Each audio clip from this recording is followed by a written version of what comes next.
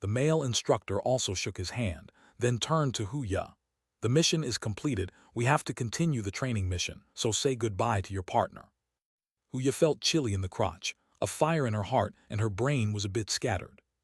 Standing under the starlight, saying goodbye to Lin Zaiasu, she didn't know what to say. The earlier incident was so marvelous. She felt like her flesh and bones made of cement were about to melt under his touch.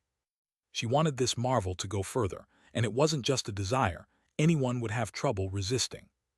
However, the appearance of the fierce beast interrupted it.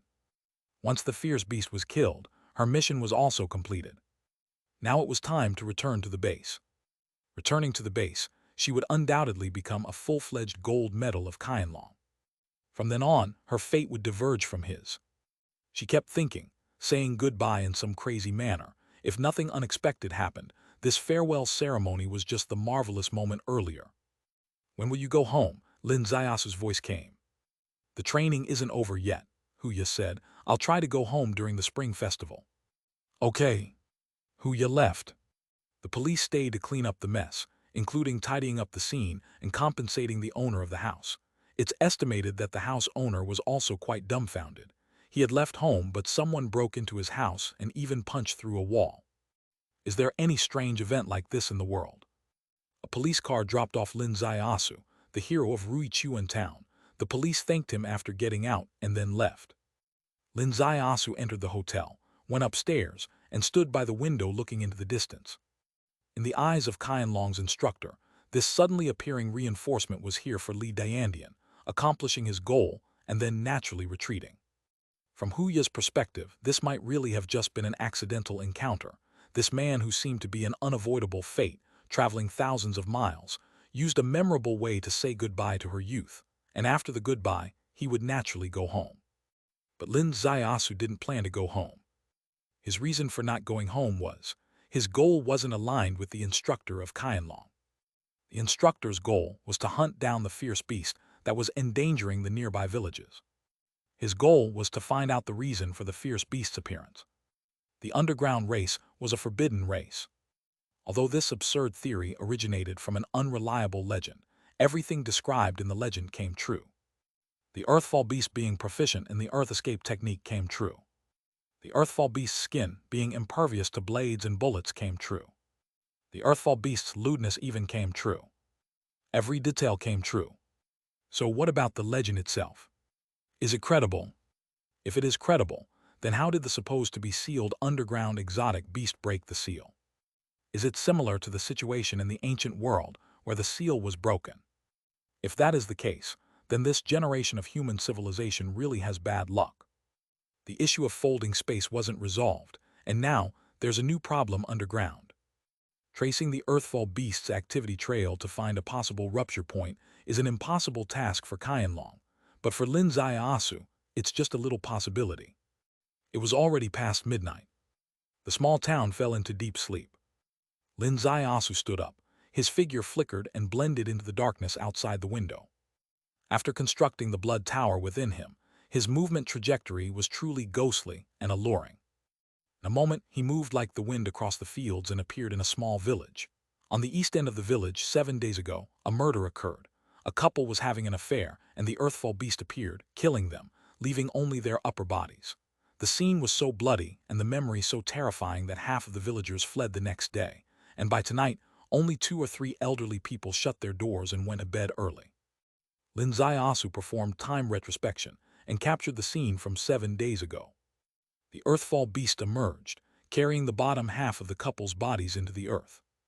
When it emerged, the soil turned over, and when it entered, the soil closed again. Using the Heavenly Tao Wisdom Eye, it was impossible to form a tracking chain. But Lin Zaiasu closed his eyes and used another hidden thing. This thing was the silver fish in his sea of consciousness, the Heavenly Tao Primordial Spirit. Before going to Kunlun, he could at most embed the Heavenly Tao Primordial Spirit into a stone to observe the stone. But after going to Kunlun and constructing the blood tower within, the connection between the Heavenly Tao Primordial Spirit and the blood tower seemed to have greatly improved. Even with the solid earth layers, he could still push through bit by bit. 10 meters, 20 meters, 30 meters, 50 meters. At 50 meters, he got dizzy and couldn't support it anymore, so he withdrew the heavenly Tao primordial spirit.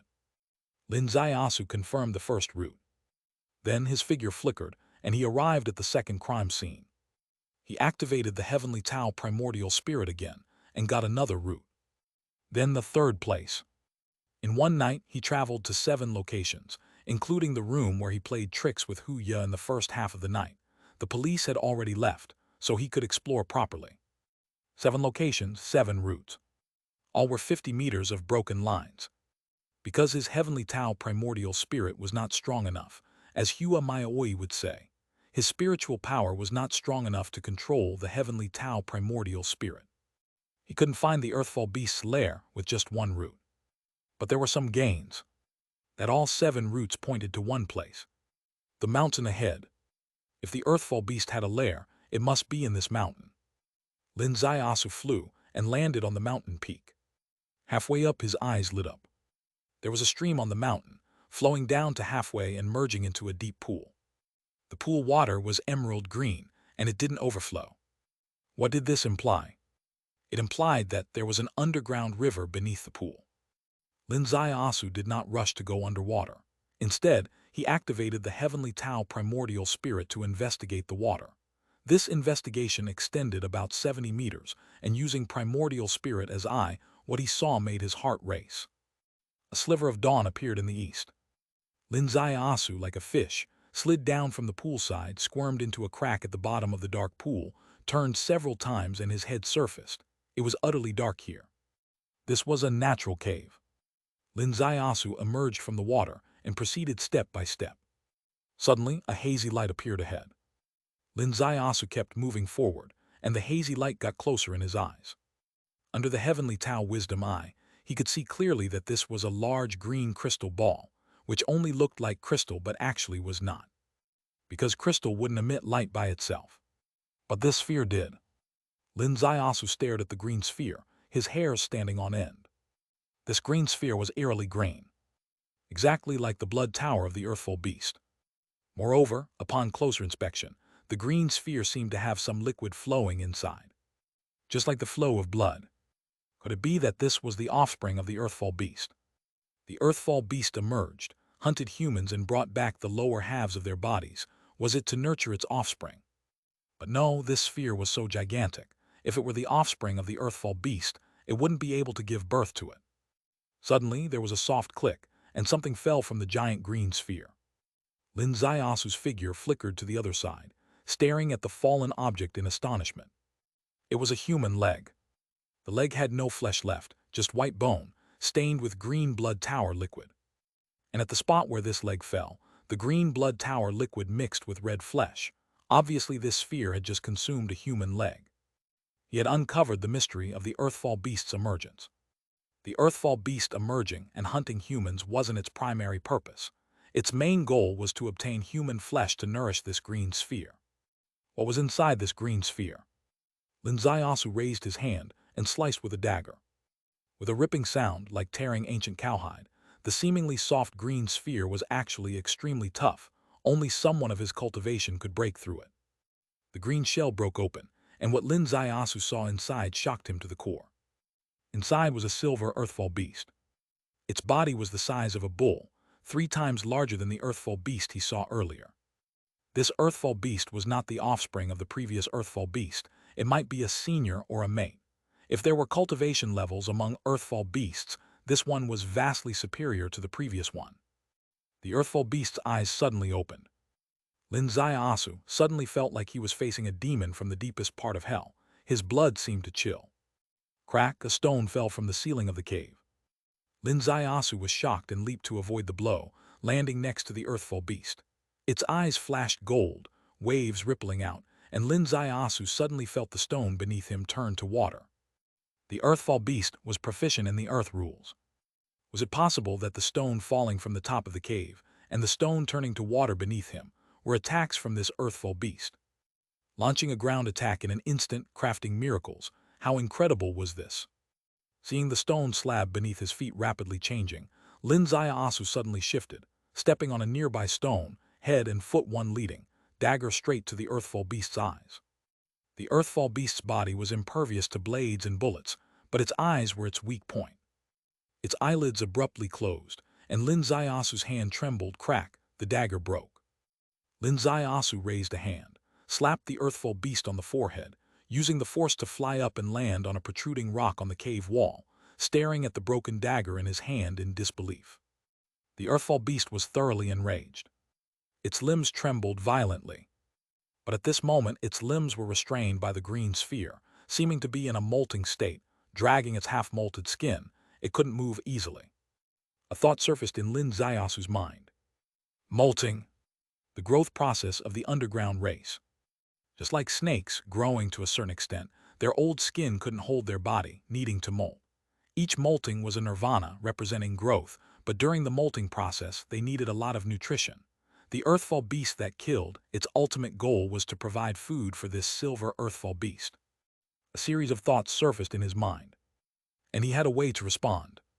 Molting animals are at their weakest. Take advantage of its weakness to kill it. Chapter 196. Chapter 196, Crystals of the Earthfall, Bones of Emperor Kun. The earthfall beast roared, seemingly accompanied by a strange vibration. The entire cave underwent an unbelievable transformation. Huge boulders fell from the cave ceiling. The solid ground below resembled a treacherous quagmire. Lin Zaiasu moved like a flash of lightning, darting through the falling rocks, his body twisting abruptly as he dove into the green sphere. The records indicated that the earthfall beast's claws were as terrifying as the most formidable mountain-cleaving axes, the most dangerous weapon it possessed. Under normal circumstances, one should never get close. But Lin Zaiasu approached in the first phase. In close range, if the earthfall beast's claws could move, one swipe and Lin Zaiasu would be in serious trouble. However, the earthfall beast's claws were firmly restrained by the green shedding and unable to move. Driven by instinct, its mouth suddenly opened wide. The opening seemed to form a void-like vortex. So thrilling, yet so unbelievable. But Lin Zaiasu was overjoyed. He had created an opportunity, and finally it was here. In his seemingly empty palm, a dagger appeared out of thin air. Zip! The dagger plunged directly into the earthfall beast's wide-open mouth, aiming straight for its forehead. The earthfall beast reacted quickly, its giant mouth snapping shut. In that snap, its 2 rows of silver teeth came together like an overwhelming sword formation. If Lin Zaiasu's hand didn't retreat in time, his arm would be lost. But Lin Zaiasu didn't pull back his arm. Instead, his arm pushed forward. The dagger sank deep into the earthfall beast's forehead, blood gushing like a fountain, soaking his hand, the blood chilling to the bone. And in that instant, the earthfall beast's 2 rows of razor-sharp teeth were less than a centimeter from Lin Zaiasu's hand. On the brink of mutual destruction. Suddenly, Lin Zaiasu's finger hooked. A bead-like object was forcibly extracted from the earthfall beast's forehead and stored in the secret realm space. The earthfall beast's teeth had clamped onto Lin Zaiasu's arm, sinking half an inch deep, reaching the bone, but then suddenly stopped. Lin Zaiasu's heart pounded wildly. He had won the gamble. Yes, this risky strike was a gamble. The records showed that a mature earthfall beast possessed a primordial crystal, the source of all its power, its essence chi source, and the core of its earth rule abilities. As long as its primordial crystal was taken, it would die. If this earthfall beast were in normal condition, Lin Zaiasu had no way to deal with it. Its scale armor provided the strongest protection, lying there for you to kill, yet impossible to harm. Its claws alone, Lin Zaiasu might not withstand a single swipe. But this was under normal conditions. The current situation was that the earthfall beast wasn't normal. It was in the molting phase, its claws restrained by itself, unable to move, its attacks limited to crude earth rule powers, physically able to attack only with its mouth. So Lin Zaiasu set a trap for it. He approached the earthfall beast directly, forced it to open its mouth. Once its mouth opened, he attacked through it. Inside its mouth, there was no scale armor protection. Of course, the earthfall beast could bite him. His task was to bet on who was faster. If the earthfall beast was faster, he'd lose his arm. If he was faster and snatched the earthfall beast's primordial crystal first, it wouldn't be able to bite. The unbelievable battle took only an instant. Lin Zaiasu won. He snatched the earthfall beast's primordial crystal first. Once the primordial crystal left its body, the earthfall beast completely changed. Its eyes lost their luster, as if filled with disbelief. Its silver scale armor, once impossibly tight, began to loosen. Linzayasu extended his left hand, easily prying open the earthfall beast's jaw, freeing his right hand. While his right hand recovered from the injury, the green sphere around the earthfall beast's body stopped flowing with blood, and its light faded, becoming a dead sphere. As his right arm fully recovered, with a small sound, a scale fell from the earthfall beast's body. Linzayasu picked up the scale and examined it carefully. The scale, like silver glass, shone with a glassy luster, its edge incredibly sharp, slicing through the stone behind it with ease, yet the scale remained undamaged. Linzayasu tried removing another piece. It came off easily. In about 3 minutes, he had plucked all the hundreds of scales off this bull-sized earthfall beast. Its skin and flesh beneath were black, exuding a chilling aura. Linzayasu took one scale and lightly cut the earthfall beast's neck, severing its head, revealing no bones inside, a characteristic of silicon-based creatures. No bones, but their flesh and skin far tougher than anyone could imagine. What bones could do, these tissues achieved through alternative means. These items held immense research value. Xiang Yixiu would definitely need them. Qianlong also needed them. Tonight, Huya had already harvested one earthfall beast, but it was not of the same caliber. This one was a mature earthfall beast, while hers was at best a juvenile. If Huya couldn't earn a formal gold medal with the juvenile, he'd give her this head to help her achieve her promotion, sparing her from Xinyu's predicament of being stuck in the reserve and going mad. Linzayasu collected all these gains into the secret realm space and faced the ultimate problem. Why did the earthfall beast break free? This was a tremendously serious issue. The earthfall beast was just an ordinary fierce beast among the underground races, but the pressure and mystery it brought matched that of the master sister in Kun, Kang Shenghua Valley. If the underground races appeared en masse, the threat to this world might rival that of the ancient wilderness. As legends said, these races rising could easily destroy the modern cities humans had spent hundreds of years building. Linzayasu cautiously advanced through the cave. Darkness enveloped him completely. Suddenly, under the heavenly Tao Wisdom Eye, a mysterious light flashed, array path inscriptions. His heart pounded, stepping forward, revealing a peculiar cave below, shaking him to his core. This cave stretched infinitely deep, a lone stone peak standing on a platform. All around the platform, inscriptions spread out though incomplete. He moved down the cliff to the platform. The platform's pattern densely packed, an ancient array platform. Under the heavenly Tao Wisdom Eye, array path inscriptions filled the space, yet incomplete. The main reason was a crack in the platform. Linzayasu peered into the crack, sensing a bottomless depth, revealing an unknown world beneath. Feeling the chilling aura from the depths, much colder than from the earthfall beast. No wind, but the chill was more piercing than any wind. No sound, yet in the endless dark void, countless demons seemed to slumber. Linzayasu's gaze slowly lifted, staring at the stone peak before him, his heartbeat accelerating. The stone peak, irregular, curved like a human rib. A legend surfaced in his mind.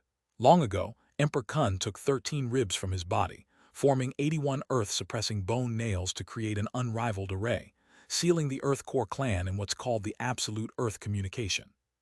Sealing the ancient Great World, known as the Severed Heaven Passage. From there, Earth entered a long journey called Severed Heaven Absolute Earth Communication.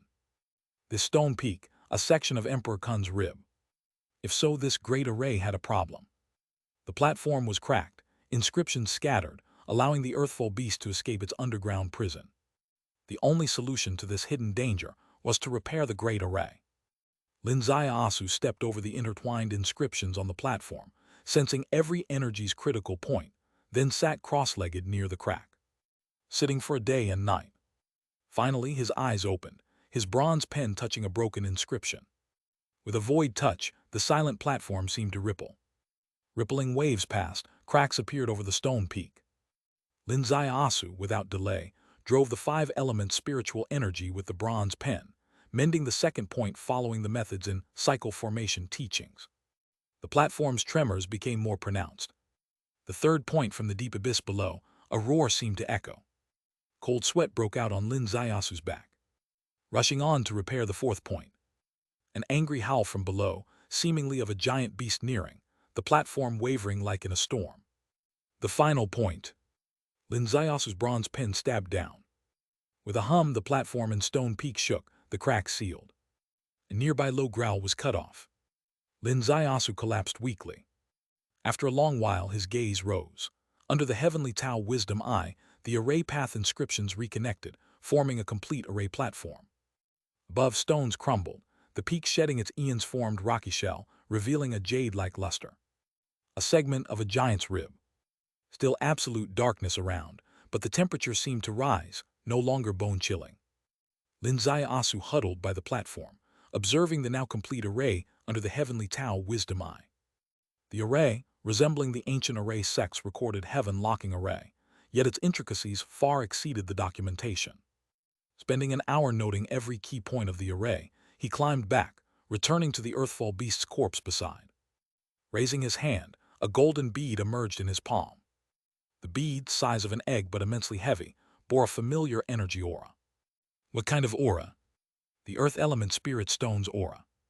The Earth Element Spirit Stone obtained from Shenghua Valley. There were 3, but their aura was insignificant compared to this Earthfall Beast's primordial crystal. The Earthfall Beast's primordial crystal brimmed with infinite spiritual energy. How to use this primordial crystal? Shenghua Valley's Lord Hua Maioi once said, "Alien species, primordial crystals are unusable directly." Refining such a crystal consumed more true yuan than it replenished, meaning the investment outweighed the return, making it unfeasible. But for Lin Zayasu, these principles had long been overturned. Chapter 197. Chapter 197. Daring to compete with spring for blooming on an autumn night. Lin Zayasu had a secret realm space. The primordial crystals that cultivators needed to slowly refine with true essence fire, he could crush directly. And once crushed, it was equivalent to being refined. The secret realm would stably transfer the energy of the primordial crystal to his meridians. That's how it worked with the primordial crystal of the Netherworld 9 transformation beast. On the grassland, when he cooperated with Xiang Yixiu to kill the glacier wolf, it worked the same way, and both felt the stable transfer of energy. So how about this Earthfall Beast's primordial crystal? If he could achieve the Earthfall Beast's Earth Burrow skill after absorbing it, he would truly have hit the jackpot. His heart surged with excitement as he activated the secret realm and crushed the primordial crystal. In an instant, he felt a massive surge of energy flow into his blood tower, and it seemed as though the base of the blood tower had suddenly integrated completely with his dantian, making it exceptionally stable. However, that was all. He could not utilize the Earthfall Beast's Earth Rule skill. This was probably what the Taoist book referred to as the difference between bloodline power and rule power. Bloodline power is inner strength and can be used directly, while rule power is external strength borrowed from the world. Requiring Chinese letter, understanding. Exotic beasts that inherently possess such rule power are exceptions. The transformations of the Netherworld 9 transformation beast belong to bloodline power. Therefore, by crushing its primordial crystal, Lin Zayasu had initially grasped the Tao of transformations. However, the earth rule power of the Earthfall Beast is rule power. Even though he swallowed its primordial crystal, Lin Zayasu couldn't directly acquire this power. Nonetheless, his blood tower gained an earth attribute, which helped stabilize the blood tower. The Earthfall Beast's energy turned into his true chi, enhancing his combat power once more. Moreover, the earth attribute power within the blood tower was similar to the power of earth spirit stones, meaning that if the earth spirit stones in the bronze pen were exhausted, he wouldn't need to scour the world for more. He could directly use the earth attribute power in his blood tower to simulate the power of the 5 elements and apply it to the array path.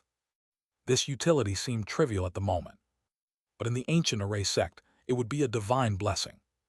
The greatest hope of the ancient array sect's array masters throughout history was to have a complete set of the 5 elements.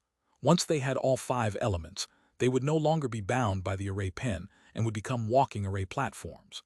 Setting arrays with a single finger would no longer be a dream.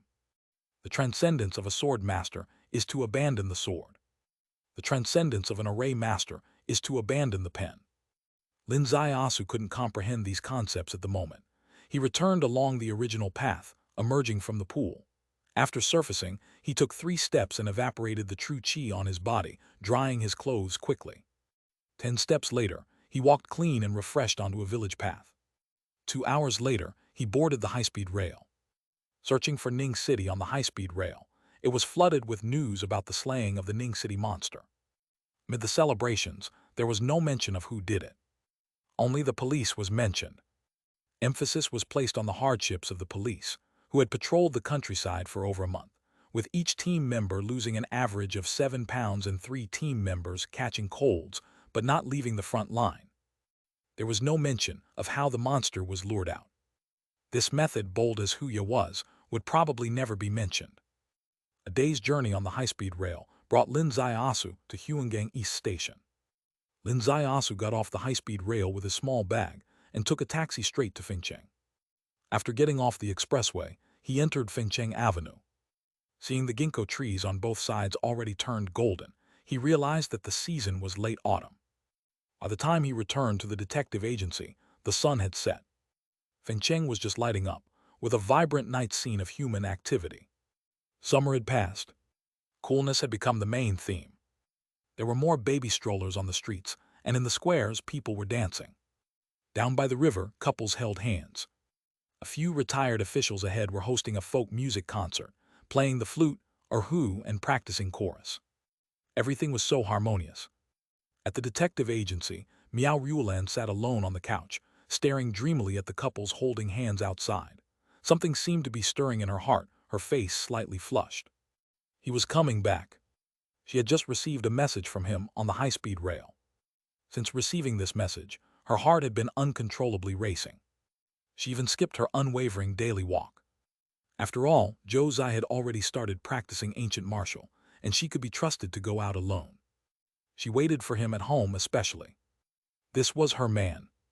Even though the whole world didn't know it, she was fully aware that he was genuinely her man. More than a month ago, on that night, she had given him her 20-something years of untouched purity. Although it was only one night, although it was just once, that passionate night had occupied all the space in her heart. Seeing his return message, she had been staring at the road all along. Under the streetlights his figure appeared, and Miao Ruolan stood up abruptly. But at the edge of the couch she stopped, worried she might lose control and hug him tightly on the street. Lin Zaiasu entered the door. Miao Ruolan forcibly suppressed her impulse and looked up at him. Lin Zaiasu reached out, and Miao Ruolan glanced out the door. No one outside could see inside. Then she threw herself into his arms, their lips tightly pressing together. "Did you miss me?" Miao Ruolan's body trembled slightly, but didn't say yes or no. Suddenly she bounced back, leaving his embrace. Lin Zaiasu's gaze shifted outside. From inside looking out was clear, and he saw Zhou Zai. In the months since they last met, this girl seemed to have transformed. She was once no more than a bud wrapped in a thick layer, covered by life's experiences. But today she exuded lightness, and the flower had fully bloomed. "Oh, brother Lin, when did you get back?" Zhou Zai's voice came as soon as the door opened. "Just now. I knew Sister Lan wouldn't go out for anything, no matter what, after knowing you'd be back," Zhou Zai said. "Stop talking nonsense," Miao Ruolan glared at her. "I didn't know either." Okay, I won't say that anymore, but I do have something more explosive to share. Brother Lin, can you see any changes in me?" Zhou Zai tilted her head, approaching Lin Zaiasu. Lin Zaiasu smiled. "You're turning in your homework, right?" The day before he left, he had helped Zhou Zai practice the rejuvenation skill, planting the seed. Whether it took root and grew depended on her fortune. He had mentioned it was an assignment. "Exactly, I've mastered the rejuvenation skill. How do I prove it? Should we have a spar?" "A spar with you, a newbie? Do I lack ambition?" Lin Zaiasu tapped her forehead with a finger. "Go play somewhere else." Miao Ruolan laughed. "Zier, stop messing around. Let's talk about something serious. Someone came looking for you the day before yesterday." This last sentence was directed at Lin Zaiasu. "Who?" "Someone from Zuyu Pavilion in Bainan Province, an old man and a young girl. They said they had an appointment with you to bring over 3 stones for you to examine. Since you weren't home, they left. The most unbelievable part is that the old man scanned the code and paid 150,000 yuan, Miao Ruolan said. They even paid up front. Lin Zaiasu was a bit surprised. Doing business, people usually were cautious with money. Deals were finalized and payments made only when both parties were satisfied. But this old man paid before even meeting the right person. Yes, I thought it was inappropriate to keep the money, so I offered to return it, but the old man refused. He said to give him a call when you return, and he'll come back. This boss Joe, really. All right, I also happen to have something I need to go to Bayan province for, so I'll visit him then.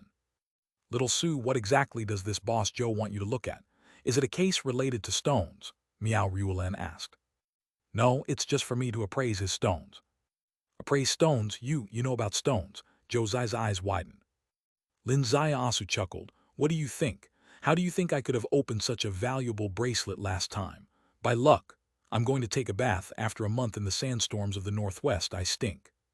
He went upstairs. Josiah glanced at Meow Rulan. Sister Lan, do you think he stinks? Meow Rulan didn't know how to answer. Could she tell Josiah that she felt nothing but sweetness during their kiss just now? Josiah said, I didn't think he smelled bad. Actually, when he poked my forehead, I felt really comfortable. My goodness, I must be sick. How can I feel comfortable when someone pokes my forehead? Meow Rulan stared blankly at her. Would poking the forehead feel good? If it were anyone else saying this, they must be very sick. But Meow Rulan suddenly thought of their kiss. It wasn't their first kiss. Counting all the past occasions, they'd kissed 4 to 5 times, including during those intimate moments. But this time felt especially comforting, as if old wine had been poured into her body. At that moment she only felt overwhelmed with excitement. But now, hearing Josiah say this, she realized there was something special. His true chi seemed to have changed. In the past, unless he deliberately used it, his true chi wasn't apparent on the surface. But now she could sense the rejuvenation true chi even in a kiss, and it felt different from before. Rejuvenation true chi permeating his entire body and seeping into everyday actions. What did this mean? Had his cultivation level broken through? But she'd never heard of such a breakthrough. In high-level ancient martial cultivation, control and discretion were paramount. The higher the level, the less obvious it was. Reaching a stage where true chi overflowed openly, was that progress? Could it be a sign of chi deviation? Should she discuss it with him tonight? Using this excuse as a reason, Meow Rulan took a bath, entered her room, and after a great internal struggle, finally, when Josiah's room was quiet, she slipped out, passed by Josiah's door and arrived at Lin Zaiasu's door. Gently pushing, the door opened silently. Lin Zaiasu was sitting on the bed, playing with his phone. Seeing the vividly beautiful Meow Rulan, he smiled. Meow Rulan quietly closed the door, approached with a red face. I think your cultivation might have a problem.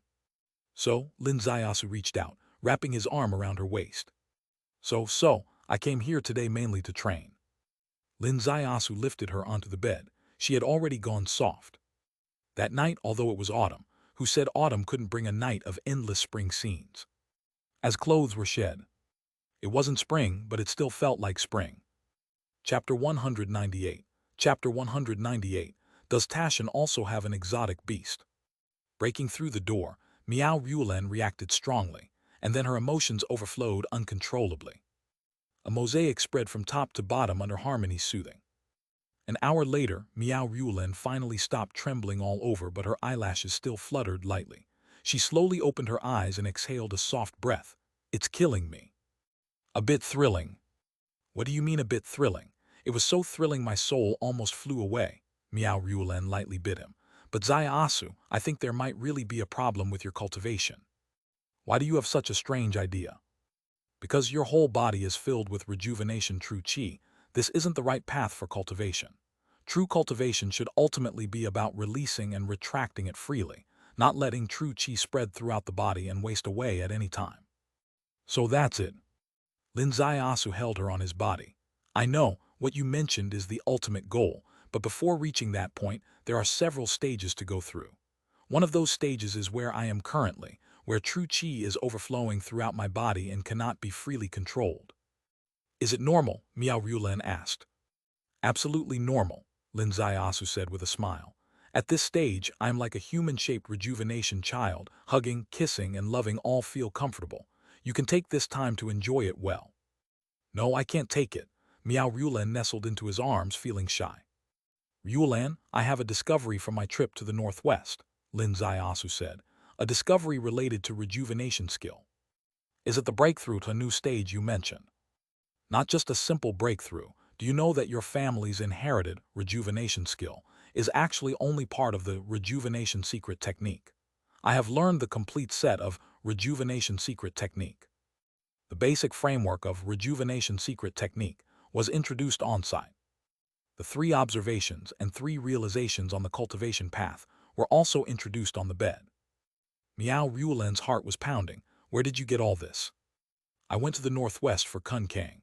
I have been inside Kun Kang, it's another world. He didn't hide anything from her. His ancient martial cultivation started from rejuvenation skill, which was given to him by Miao Ruolan. Now he was giving back in this way. She gave him a starting point. He returned her a subsequent path. She gave him the way to begin, he gave her the way forward. There was no return at the time of giving, and there was no reservation at the time of returning. Next, he was going to help Miao Ruolan enter the orthodox cultivation system, until she completes the observing human realm and builds the blood tower to step into observing earth. The world changes unpredictably, great transformations are imminent. No one knows whether tomorrow or accident will come first, but opportunities are always reserved for those who are prepared. Miao Ruolan held him tightly. No matter whether accident or tomorrow comes first, we are on the same path. Then, shall we have a bit more excitement on the most thrilling path? Miao Ruolan hummed lightly. They explored this path until they were dizzy and no going back. Until the next morning, she woke up from an infinitely beautiful dream, quickly got up, and quietly returned to her own room. When Josai came out of his room rubbing his eyes, Miao Ruolan had just opened her door. No matter whether Josai paid attention to last night's events, the appearance had to be maintained. Josai didn't analyze whether Sister Lan looked beautiful today, which seemed to have spared her some embarrassment. Of course, it only seemed. It was the same door opening. Like every day, bringing breakfast. Except for changing his bed sheet upstairs, Miao Ruolan didn't have any other unusual behaviors. When Lin Zaiyasu was having breakfast, a customer arrived. Miao Ruolan received them, asking professionally with precise focus. Josai took notes, occasionally asking a question professionally. The 2 women had truly gotten the hang of it, able to handle things on their own.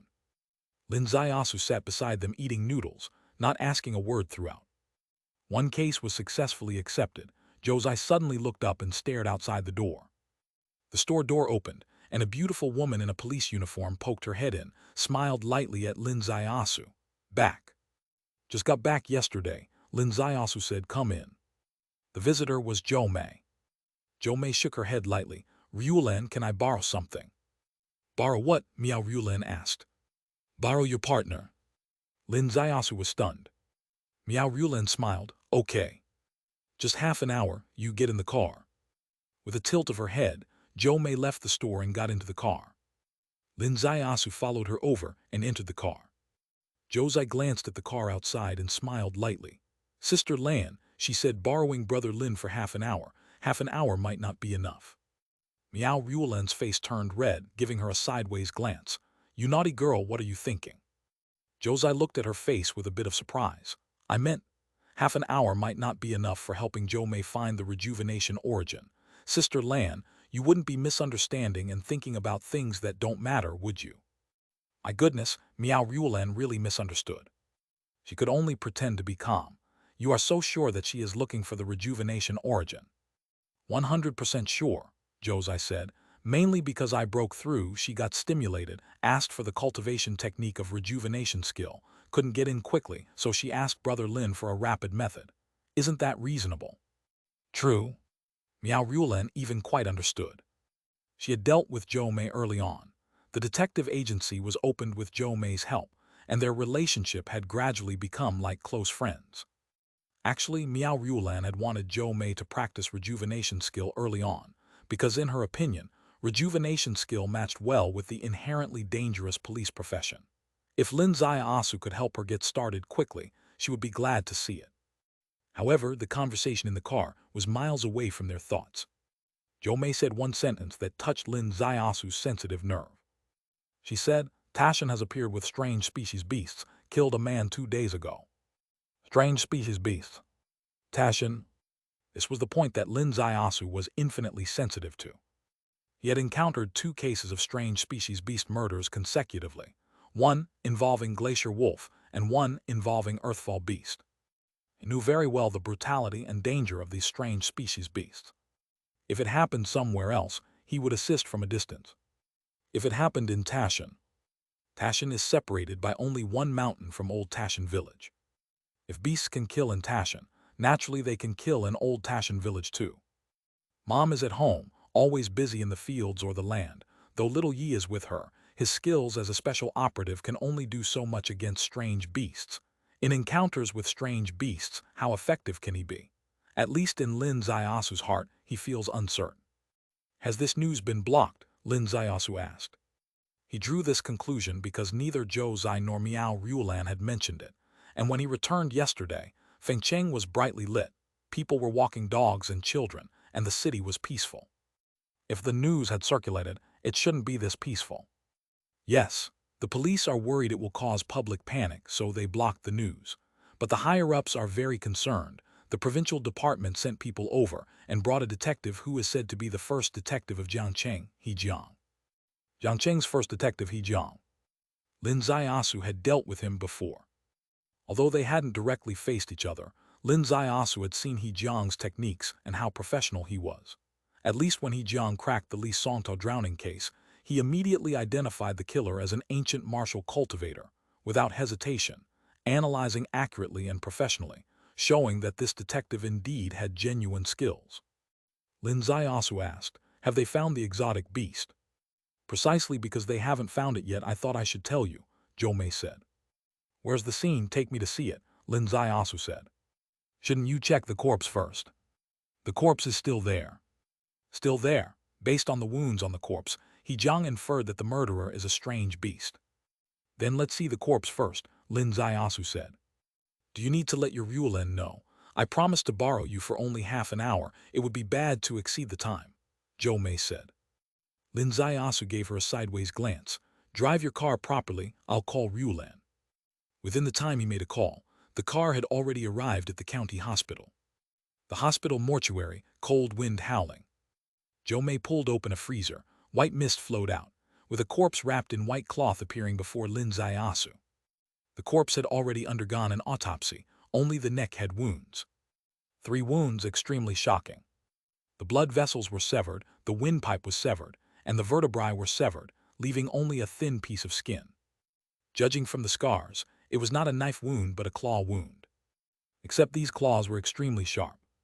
Jiangcheng's first detective analyzed the scene, comparing claw marks of tigers and lions, concluding that the killer was a beast.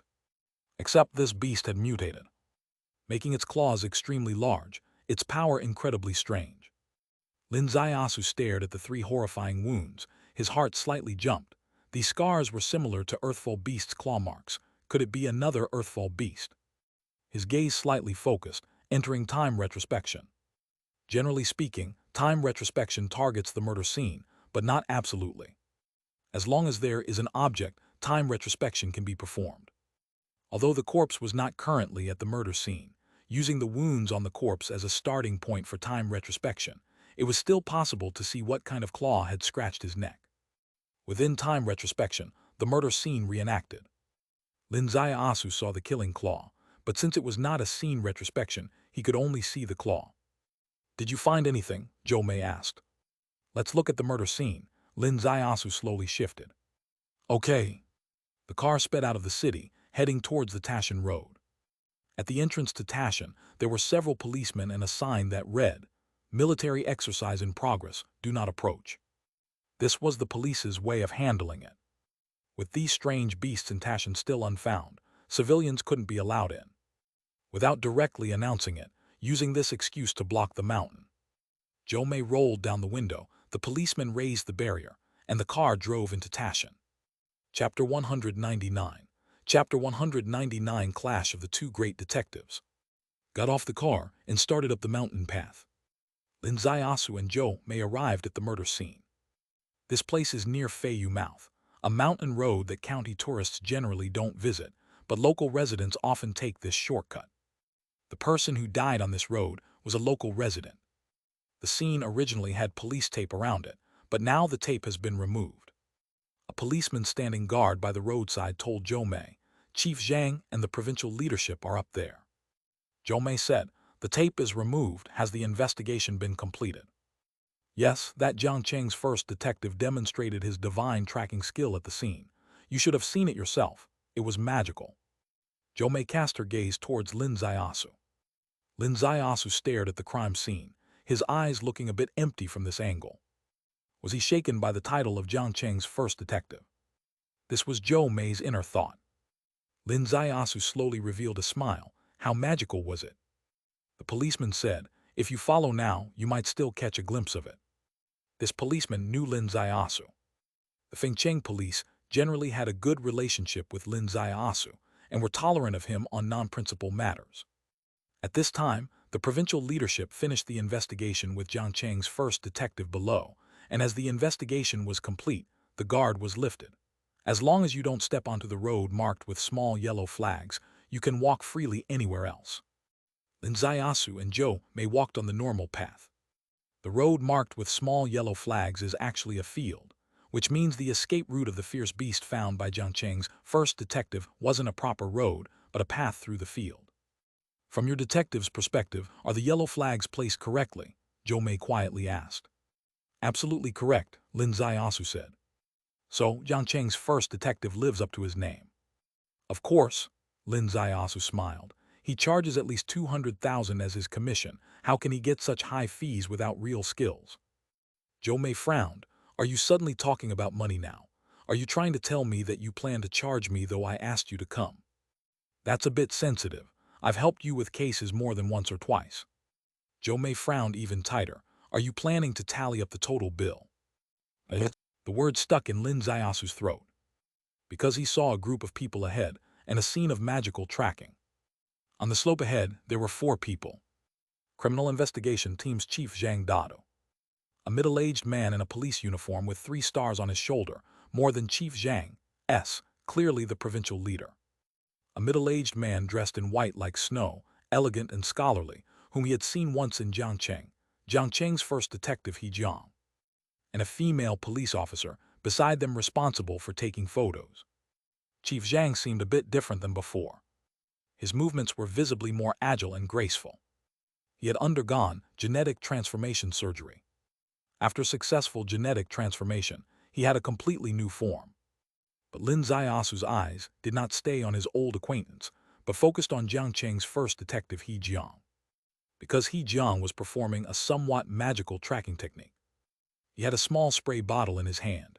When sprayed opposite, a faint blue glowing footprint appeared on the ground. At this distance, Lin could clearly see the footprint through his heavenly Tao wisdom eye. This was a very peculiar footprint. Specifically, it was a paw print. 4 toes landed, the edges of the paw appeared very sharp. Zhou Mei's eyesight was much worse. She could only see the spraying action on the opposite slope, but not the blue glowing paw print. You're also an expert in tracking techniques. Do you know what this spray bottle does? It contains a solution that reveals footprints.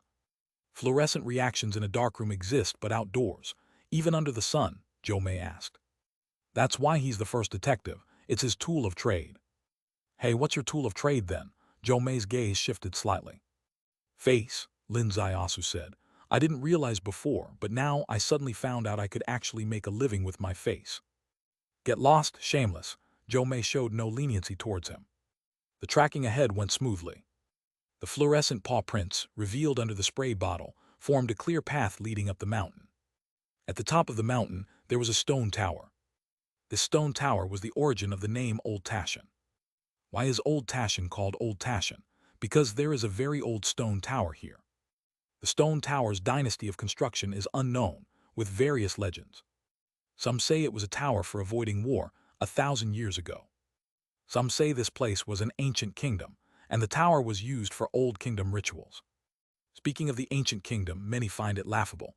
Can a small county town be called a kingdom? But in the era of feudal wars, a small county might hold the title of kingdom. Some might even ascend the throne in the village square. However, there are no documented records. No stone inscriptions or carvings. With the eroding millennia, the stone tower gradually became a haphazardly stacked stone cave. The footprints pointed all the way to the ancient tower. Until the last footprint appeared at the stone tower, more precisely, at the entrance of the stone cave. All four were stunned. They were all industry elites. Based on the forensic results, He-Jiang clearly judged the killer was a beast. At the crime scene, he found this special paw print. This paw print confirmed his judgment, because this paw print perfectly matched the wounds on the deceased's neck. At this point, it's essentially confirmed that the owner of this paw print is the true culprit. But which animal left this paw print? Everyone's mind was in turmoil. None of the animals they knew or had documented matched, thus He-Jiang said it was an exotic beast. The chain of exotic beast cases was clear by now, with no dispute. Now from the crime scene to this stone tower, the paw prints provided a precise guide, leading everyone to the conclusion. The exotic beast entered the stone cave. Chief Zhang's gaze narrowed, fixed on the inner side of the stone cave. Inside the stone cave, there was nothing but where the paw prints disappeared there was a crack. The crack was naturally formed, leading to an unknown space. The crack was only about 1 or 2 feet wide, not wide enough for a person to enter, but the exotic beast could. The case-solving process is complete. He-Jiang put away the spray bottle. Next, we face a decision whether to blow open the stone cave. Chief Zhang frowned. This ancient tower is a historical relic. Blowing it up seems inappropriate. The provincial leader said, there are no documented records or artifact classification for this stone tower, thus it isn't considered a protectable historical relic. Knowing that a deadly fierce beast is hiding in it, we must blow it up. Prepare the explosives. Chief Zhang was slightly startled. Director Li, this requires consulting the county leadership. Consulting county leadership, who in turn need to consult provincial leadership. By the time all consultations are done, it'll be too late, Director Li said. Chief Zhang, don't forget we are the people's police, prioritizing the people. When people's safety is threatened, we must act decisively. Prepare the explosives. The atmosphere was becoming tense. Chief Zhang was a local. He knew, although the stone tower wasn't officially recognized as an artifact, it was considered a historical relic by all the county residents. Everyone in the county knew Old Tashan, and its high significance was due to this tower. However, he couldn't refute the leader's words as they were correct. When people's lives are threatened, decisive actions must be taken. Even if the tower isn't an artifact, what's the big deal? Prioritize people's lives. If a child's head is stuck in the Forbidden City's fence, it could be dismantled. At this moment, a voice suddenly arrived. This leader is somewhat rash. Everyone turned around simultaneously. 2 people appeared behind them, Lin Ziasu and Zhou Mei, of course. Chief Zhang's eyes brightened as he recognized Lin Ziasu. He-Jiang's gaze was peculiar as he stared at Lin Ziasu. Director Li's face turned gloomy. Who are you? Leader, he is Lin Ziasu, a detective from Fengcheng Detective Agency, Zhou Mei said. A detective? He isn't part of the police force. Who allowed him in? Director Li's gaze was stern. Zhou Mei's heart sank. Today she asked Lin Ziasu over without anyone's authorization. She wasn't specifically asking Lin Ziasu to handle the case either. She just made up an excuse to invite him out. After he got in the car, she spontaneously mentioned the case, leading to the current situation. Strictly speaking, she acted against regulations. Is the leader going to hold her responsible? Chief Zhang said, Director Li, I invited him over. Detective Lin has cooperated with the police multiple times, solving various strange cases, including the 5.16 major case, cracked by him. So I thought he might contribute to this case and asked Officer Zhou to invite him. If Zhou Mei had acted on her own, Director Li wouldn't be so courteous. But Chief Zhang stood out, taking the responsibility. Director Li must show some respect to Chief Zhang. His gaze shifted from Lin Ziasu's face, and he lightly waved his hand. The investigation chain has finished. We don't need him. Let him go. Lin Ziasu gently smiled. If the investigation chain is indeed complete, I would leave as per the leader's request. But leader, the investigation chain has not ended, and you are even heading into a mistaken direction. Everyone was startled simultaneously. Chief Zhang stepped forward. Little Su, what have you discovered? Lin Ziasu said, the true killer did not enter the stone cave. Not enter the stone cave, Chief Zhang frowned deeply. He-Jiang slowly raised his gaze, as if he were truly facing Lin Ziasu for the first time. Detective Lin, is it? Nice to meet you. I am He-Jiang from Jiangcheng Detective Agency. I know you, known as Jiangcheng's first detective, Lin Ziasu said. Chapter 200, Chapter 200, Is the Real Killer a Human or a Beast? Although I dare not claim the title of Jiang Cheng's first detective, I have yet to misjudge a case. He Jiang said, the footprints of the exotic beast are clear before us, indicating without a doubt that the exotic beast entered this crevice. But on what basis does Detective Lin say that the beast is not in the cave? Indeed, I agree with the first part of your statement. The real murderer did enter this crevice, but does entering mean it's still inside? What do you mean? He Jiang's smile vanished from his face. It means it went in, but it also came out. In and out? Impossible, He Jiang said. There are only footprints going in at the cave entrance, no footprints coming out. Only he had the right to make such a statement, because of his extraordinary footprint ephemeral technique. The entrance indeed has none, Lin Ziasu said, but what about the cave top? Is it possible? It climbed out through the top stone wall. The crowd looked up together, staring at the top of the cave. Director Li snorted. Nonsense, absurd to the extreme. The so-called fierce beast has its habits. Why would it not walk on the ground but climb out through the cave top? Lin Ziasu said calmly, if it didn't climb out through the top, how would it lead you off track? Chief Zhang was taken aback. Do you mean to say, this fierce beast still has anti-detection awareness? Lin Ziasu said, are you so sure, Chief Zhang, that the real murderer must be an exotic beast and not a human? Everyone's faces changed color upon hearing this. Zhou Mei's heart pounded. She stared at Lin Ziasu, almost forgetting to breathe. Lin Ziasu was someone she brought. Chief Zhang stood up for her. But even she questioned whether bringing him over was necessary. Now, his remarks were a direct challenge to He Jiang's conclusion. He Jiang had already determined that the real murderer was an exotic beast, and all the evidence supported this theory. But now, Lin Ziasu claimed that the real murderer was human. If it was an exotic beast, Lin Ziasu's idea that it climbed out through the top would not stand, for beasts usually do not possess strong anti-detection instincts, nor would they lead detectives astray. But if the real killer were human, his statement would be highly credible. The real murderer is not an exotic beast but a human, He Jiang laughed. What a sensational statement, Detective Lin. Solving a case demands evidence, not wild imaginings. Doesn't Detective He have a knack for using spray for evidence collection? Lin Ziasu said, why not take out your sprayer, let me point to some places and you spray them. He lifted his hand gently, pointing to a spot. Chief Zhang followed his gaze, slightly shaken. If it were earlier, he might not have understood the significance of this stone wall. But now, with his genetically enhanced vision, he noted falling pebbles on the wall. He Jiang stared at the spot, his expression subtly changing. Everyone was watching him. Detective He, would you like to give it a try? Chief Zhang said. He Jiang took out the sprayer and sprayed the spot. Something astonishing took place. A footprint glowing green appeared distinctly. Director Li's face turned pale. Zhou Mei's eyes lit up. Here, continue, Lin Ziasu said. Another green footprint appeared with the next spray.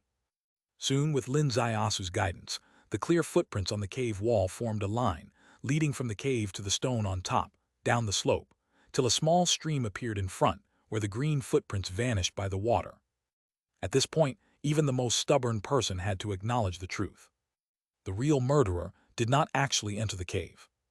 It merely gave the appearance of entering before it retreated through the top. Detective Lin, impressive. He Jiang laughed heartily. It seems the ancient saying is true, heroes truly emerge from youth. His words were both hearty and magnanimous. Lin Ziasu smiled faintly. You flatter me, it's mere luck. Going forward, does Detective He have a way to continue tracking? There are certainly ways, He Jiang said. My He family has 7 tracking techniques. It will surely land on its target. Then I shall not disturb Detective He. Lin Ziasu sat down by the stream. He Jiang inspected the area up and down, crossed the river, and checked the other side, expanding his search area until he was about a mile or 2 away. Lin Ziasu did not follow. He seemed to have no intention of further involvement, but his eyes shimmered with a strange light. A sigh came from behind him, soft and lingering. I invited you here today. You made quite an impression, but I'm afraid I angered the provincial leaders. So what? I'll solve this case perfectly, using solid achievements to compensate for the damage you've suffered. What do you mean? Zhou Mei asked. Did you find a breakthrough? Maybe, Lin Ziasu answered. His 2 words were somewhat vague, but Zhou Mei's entire body seemed to suddenly receive the greatest stimulation. Where? A Across the river, Lin Zaiasu reached out, grabbed her shoulder, and gently led them both over the 8-meter-wide creek to the other side. He gazed at the ground on the other side where He Jiang had sprayed earlier. The footprint ephemeral technique was excellent at revealing any footprints left by living beings. Indeed, everyone could see multiple footprints across the riverbank, but none matched the familiar prints on this side. So the common speculation was that the fierce beast either went downstream or upstream, before landing again somewhere else. The search covered several miles. He Jiang has already sprayed this area. There are no special footprints here, Zhou Mei said. This footprint is a bit special. Lin Zaiasu pointed to a human footprint in the mud. Zhou Mei's gaze fell upon it. It was a standard human footprint, barefoot, very clear. It's a human footprint, not. Zhou Mei's voice abruptly stopped, staring at Lin Zaiasu. I already hinted that the real murderer might be human, not a fierce beast. They are still stubborn. You suspect he removed his disguise in the creek, returning to human form to sever the tracking link? Zhou Mei asked. Yes. But that's only speculation. One human footprint doesn't definitively prove whether it's a person or a fierce beast. There are villages nearby where human footprints are common, Zhou Mei said. It's common to have footprints, but barefoot prints, Lin Zaiasu pointed out. Zhou Mei's heart slightly stirred. He had a point. It was late autumn now, and the creek was narrow, easy to jump across. Why would anyone remove their shoes? Removing shoes to cross the creek didn't make sense logically. Walking barefoot on the grassy ground would be unusual too, because the grass, known as kagan grass, was very hard this season, piercing the feet like needles. Could it be this person had no shoes? Perhaps during chaotic times, but in modern society, even the poorest homes have several pairs of shoes. Altogether, this footprint seemed very odd. Walking a few more steps, Lin Zaiasu's eyes gleamed. Look at this. Zhou Mei leaned in, focusing on a thorn under the footprint. This thorn was from a dog thorn plant, known for its toughness, and 3 small thorns were broken from being stepped on by a barefoot person. To step on thorns without injury, that's conclusive evidence, Lin Zaiasu said. Only someone with special genetic makeup would have such thick skin. Zhou Mei's heart raced. She took out a plastic bag and placed the thorn inside. Although this person didn't leave blood on the thorn, genetic material is intricate, and any tactile contact would leave some residue behind. This genetic evidence could be part of the case's chain of evidence. In front of an ancient tree, Lin Zaiasu completed a logical closure. This barefoot person put on shoes before the old tree. What did this signify? It signified they prepositioned the shoes in the tree hole. He could see everything clearly through reverse time. Zhou Mei also wrapped up her logical deductions. Although she didn't have Lin Zaiasu's skills, she was an experienced officer with numerous cases under her belt. The tree hole hid shoes, the barefoot crossed thorns, transitioned to human form across the creek, devised a deceptive scheme after murder, and returned to put on shoes again, blending into the crowd on the mountain road. Could this be the killer's entire modus operandi?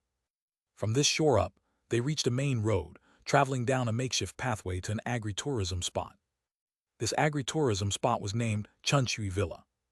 About 10 miles ahead, there was Bishui Villa. Now this place was Chunshui Villa. Though it followed the trend, Chunshui Villa's business was quite good. The key lay in its prime location, backed by Tashan, facing Tashan Lake Tail, blending into the mountain and water scenery that city dwellers adored. Lin Zaiasu entered Chunshui Villa, which was bustling with people. The outer platform had numerous parked cars, and the pavilions were filled with patrons. Smoking, eating sunflower seeds, drinking tea, swinging on swings. Several children ran about. As Lin Zaiasu and Zhou Mei approached, a middle-aged waiter greeted them. Are you here to dine or stay? Dine, Lin Zaiasu replied. It was almost lunchtime. They ordered 2 dishes, then sat waiting at their table.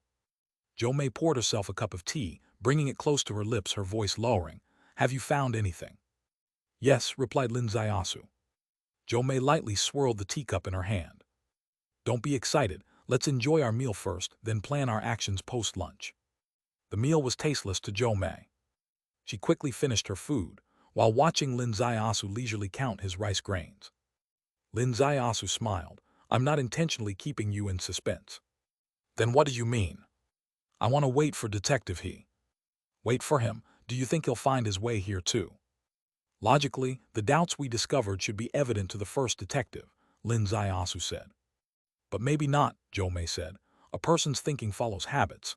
If he initially decides the killer is an exotic beast, he might unconsciously veer off, naturally overlooking clues of a human.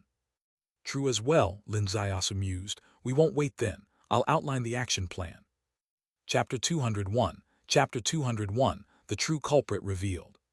After listening to Lin Zaiasu's plan, Jomei was a bit confused. Why do I feel like this is child's play? You're very concerned with the process's formalities. I understand what you mean. Compared to results, the process indeed isn't that important, Jomei said.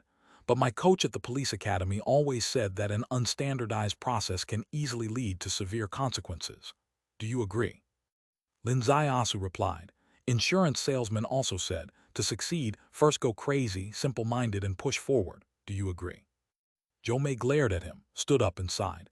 I guess I really am crazy. Today I'm actually not listening to my coach but an insurance salesman. Though Jomei inherently didn't agree with Lin Zaiasu's plan, she couldn't shake off the habit of working with him on cases, which were generally playful and crazy. But the results always turned out unexpectedly. Just trust him one more time. I can always go back and write a report, no big deal. She walked down a small path paved with cobblestones, passing by several small wooden cabins. The cabins were also used for lodging. Some people from the city prefer the rustic feeling over living in apartments. Hence, Chunchui Villa designed these small wooden cabins for those urban dwellers with a flair for the countryside. Jomei walked up to the door of one of the cabins and knocked. The door opened, and a middle-aged man peeked his head out, surprised to see Jomei's police uniform. Officer, is there something wrong? He spoke in standard Mandarin, not the local dialect. Jomei gestured with a wave, pushed open the door and walked into the room, scanning around. Officer, the middle-aged man called from behind, what's the matter? Room inspection, Jomei said, show me your ID card. I'm out here alone, staying alone, and you're inspecting my room. The middle-aged man opened a drawer beside the bed and took out his ID card. Jomei picked up the ID card and glanced at it. Zhu Ziking from Wu County, Hanjiang Province. Is this your true identity? The middle-aged man smiled. Officer, you're joking. There's a photo on it. How could it be fake? That's not necessarily true. If you were planning to come to Fengcheng to commit murder, creating a fake ID is actually quite reasonable.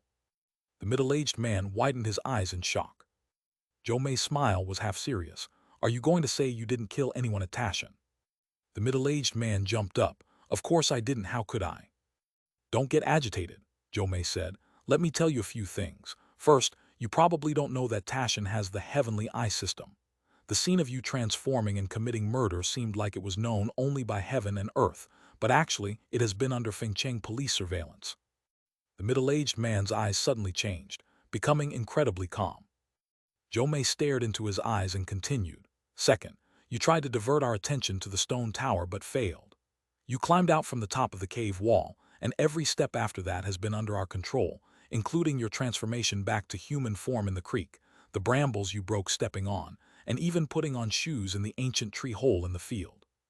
Suddenly, a cold light appeared in the room. In front of Jomei's throat, a sharp claw suddenly appeared. The claw, like 3 daggers, slashed towards her throat. The middle-aged man's eyes also changed entirely, becoming beast-like. This all happened in an instant. If Jomei were just an ordinary woman, she might not feel anything before the blade slashed across her throat. But she wasn't. She was a cop. She had been through many dangerous cases, and she was highly alert while saying those words. Although she was alert, the sudden slaughter still gave her no chance to react. Her hand didn't have time to draw the gun from her waist. Her eyes couldn't keep up with the claw's movement. Her body couldn't dodge. Maybe the only thing that could react was her inner thoughts. For that instant, all her thoughts condensed into one word: death. If she could expand a bit on that thought, it might be a sigh. Damn it, Lin Zaiasu, you really screwed me over. Just as the claw was 3 inches away from Jomei's neck, there was a crisp sound. The 3 claws instantly broke off. The middle-aged man felt as if someone had suddenly appeared in the room. His reaction was extremely fast, retreating instantly to the window at the back. His figure once hit the windowpane, which shattered, revealing Tashan behind with its untouched wilderness. He just had to leap out the window to enter the mountain. At this moment, his goal was to escape. because the person who came in decisively chopped off his 3 claws with a dagger, showing incredible combat prowess. Now was definitely not the time to fight with a master. Just as he was about to leap out the window. Boom! A hand landed heavily on his neck, and the middle-aged man collapsed instantly, unconscious. Jo May staggered back and was about to hit the door behind her when a hand stretched out, catching her. Jo May's heart pounded as she looked up to see Lin Zaiasu's face. "Don't be afraid," Lin Zaiasu said. "Since I decided to let you bait this fish, of course, I've been watching nearby. I wouldn't let this fish swallow you whole." Jo May felt a surge of gratitude. Did you know he would try to kill and escape? The choice of this room is quite subtle. Although there are no bars on the window, there is a vast wilderness behind. Choosing such a room unsuitable for lodging implies that once his hand is forced, he would certainly kill and flee. Chunshui Villa has many rooms, but not many guests. As Lin Zaiasu said, this small cabin isn't really suitable for lodging. What is it suitable for? The only thing it might suit is ambience. If you're traveling with a partner, staying here might make sense. Traveling alone without a companion for ambience. Thus, the only explanation for choosing this room is its convenient proximity to the mountain. If trouble arises, he can escape into the mountain immediately. A person like him who can transform at any moment, escaping into the mountain would be like a fish into the sea. Catching him would be incredibly difficult. Jo May made a phone call to Chief Zhang. Chief Zhang was following Director Li, and with Jiang Cheng's first detective, He Jiang, they had already arrived at Tashan Lake along the creek, arranging police forces to search by the lake. Upon receiving the call from Jo May, Chief Zhang jumped up. "You've caught the real culprit." Everyone's eyes immediately turned to him. "All right, I'll be there at once." Chief Zhang hung up the phone and turned to Director Li. "Director Li, Lin Zaiasu and Jo May have caught the real culprit." Director Li's eyes widened. "Is it the one we've been looking for?" "Yes," Chief Zhang waved his hand. "Let's go Chunshui Villa." The police car sped away and arrived at Chunshui Villa in about 5 minutes. Chief Zhang outran Director Li by quite a distance, and in a few steps reached Lin Zaiasu and Jo May, his sharp eyes firmly locking onto the collapsed middle-aged man in the corner.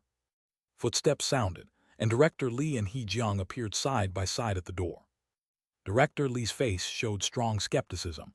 "Can we confirm this person is the real culprit?" Lin Zaiasu lifted his hand pointing to the ground at 3 claw-like objects. "These are this man's claws in his transformed state, chopped off by my dagger. If inspected closely enough, they should still have traces of the victim's DNA. Also, I recorded his transformation and sent the footage to Captain Zhang." Everyone's eyes simultaneously shifted to the objects on the ground, then to the unconscious middle-aged man. The middle-aged man, unconscious, was not in his transformed state, showing no signs. However, his right hand was missing 3 nails. As Lin Zaiasu said, there are ways to verify it. The nails on the ground can be compared against his own. If these nails are indeed the murder weapon used to kill the local resident, even if cleaned, there would still be trace DNA which high-precision testing equipment can detect. If the tests take time, checking the video footage does not. The video played on Captain Zhang's phone, He Jiang's face changing dramatically in silence, and Director Li, who had always been skeptical of Lin Zaiasu, even had a faint red blush, possibly due to embarrassment, though he might prefer to call it excitement. The video finished. Captain Zhang's eyes lit up as he grabbed the middle-aged man, pulling him out of the room. Despite the man weighing around 131-40 pounds, Captain Zhang lifted him single-handedly as if he were a chick, a rare display of strength among colleagues. 2 policemen came in to clean up the scene. Lin Zaiasu and Jo May exited the room, and as they walked out of Chunshui Villa, he seemed to sense something and happened to see a pair of eyes. He Jiang's gaze was complex. Lin Zaiasu smiled at him, then turned and walked away, rounding the half of Tashan to reach Qingyuan Temple's entrance, where Jo May's car was parked. Jo May opened the car door. Lin Zaiasu got into the passenger seat. "You seem down, still mad at me for using you as bait." "How could that be? Am I that kind of person? This bait should rightfully be me. If it were anyone else in the room, he wouldn't see the hope of killing and escaping and thus wouldn't dare take the risk. If you were with me, he might not take such a risk, making it hard to acquire evidence against him." Lin Zaiasu praised her. "You're seeing things more clearly now. So what's the issue? If it's not that, why are you down?" "I'm a bit frustrated. I feel so ordinary. Now Chief Zhang is a genetic master, even little son has become a master. How am I supposed to keep up in the future? You can rely on your looks. Get lost, Zhou Mei interrupted him, eyes flashing mischievously. Hey, how about I talk to you about something? What? Do to me what you did to Zhou. Lin Ziasu stared at her blankly. Didn't you conclude earlier that I couldn't achieve anything with her in broad daylight, leaving her with lingering aftereffects? Didn't you feel I deserved a solid punishment for that? Now you believe it was a misunderstanding. Of course, I didn't believe a word of yours, but Zhou somehow managed to master rejuvenation skill. Zhou Mei glanced at him. Don't forget, last time you offered to help me practice. I remember you refused. When did I refuse? I only said you shouldn't use shameless methods on me and I'd keep quiet, Zhou Mei said. I kept my promise. I never once mentioned your scandal to Miao Ruolan. You too must keep your word. Chapter 202. Chapter 202, a bit of ambiguousness in the process. All right, I admit I was asking for it back then. Lin Ziasu was also helpless. So, let's do it now. Zhou Mei's face turned red. Heaven bears witness it was from excitement. I must warn you this process. This process is a bit ambiguous. No worries. I'm upright and not afraid of shadows. My heart is clear and not afraid of wandering hands. With her bold declaration, Zhou Mei floored the gas pedal and drove to an apartment complex, bringing Lin Ziasu home. Lin Ziasu hesitated as he entered the elevator. Is your mom home? My mom doesn't live with me. Wow, a little rich girl, owning multiple houses. What do you mean a little rich girl? I am a little rich sis. Let me tell you, my family is akin to the Earth Mother. Do you know what that is? No idea, I only know Earth Mother. Earth Mother is a type of snake in Tashin. It looks pretty but bites hard. Get lost, you think I can't catch your insinuations. The two bickered their way to the 12th floor. Zhou Mei touched the fingerprint lock, opened the door, and walked into the living room. The living room was beautifully decorated in a new Chinese style, not too ostentatious, not clearly high-end, but this style boasts of durability. No matter how trends change outside, it may not be in vogue, but it will never be out of fashion. Want something to drink? Zhou Mei asked. Whatever. How about some champagne? Isn't that inappropriate? Champagne is still alcohol, and drinking alcohol to play ambiguous. How about tea, green tea? Zhou Mei chuckled, swayed her waist, and went to pour him some tea. After the tea, Zhou Mei turned off all the devices on her, including the walkie-talkie and cell phone. Shall we do it in the room? Yes. Do I need to take off my clothes? At least you need to strip off your police uniform. I saw Zhou's state, let's follow her procedure. I'll take a shower and change into pajamas. Soon, a completely different Zhou Mei appeared before Lin Ziasu. Just out of the shower, her face had a hint of blush. The neckline of her pajamas wasn't high, and the waves beneath were evident. Without the constraint of a uniform, her waist had a special allure. Zhou Mei gently smiled. Stay focused, I warned you. My heart is clear and not afraid of wandering hands. If you misbehave, you'll only embarrass yourself. Damn. Lin Ziasu was nearly speechless. In the bedroom, the curtains were drawn, casting a pink glow. The 12th floor was very quiet. The sound of cars was imperceptible. Zhou Mei lay down, and Lin Ziasu began the routine operation, his hand pressing on her dantian. With a warm touch, Zhou Mei's body gently trembled. Calm your mind, focus on sensing. Zhou Mei said, Relax, I'm not Zhou Zai or your Ruolan. They might lose control before you, but who am I? Do you think I'm as helpless as them? Look down on me. Quite the braggart. Still boasting. Lin Ziasu couldn't help a mischievous thought. True Qi altered direction, teasing a sensitive spot nearby her. Zhou Mei immediately clamped her legs together, bending at the waist. What's wrong? Lin Ziasu asked. Zhou Mei slowly let out a breath. Just now I slipped in the bathroom and might have twisted my waist. It's fine. I just need to adjust. After taking several deep breaths, she finally relaxed and lay flat again. All right, let's continue. Lin Ziasu's heart raced. In the dim room, an ordinary person couldn't see anything, but with his vision, he saw a scene that could make anyone's heart leap. Under her butt, it was wet. That brief moment, was it that stimulating? Can't stimulate any further. Time to focus on the task at hand. However, Zhou Mei couldn't get into the state for a long time. The unexpected touch earlier had left her with an unexperienced sensation, forming a surge within, giving a sense of a floodgate opening. Yes, pleasure. 10 minutes, 20 minutes. On her 10th deep breath, she emptied her mind and focused on sensing.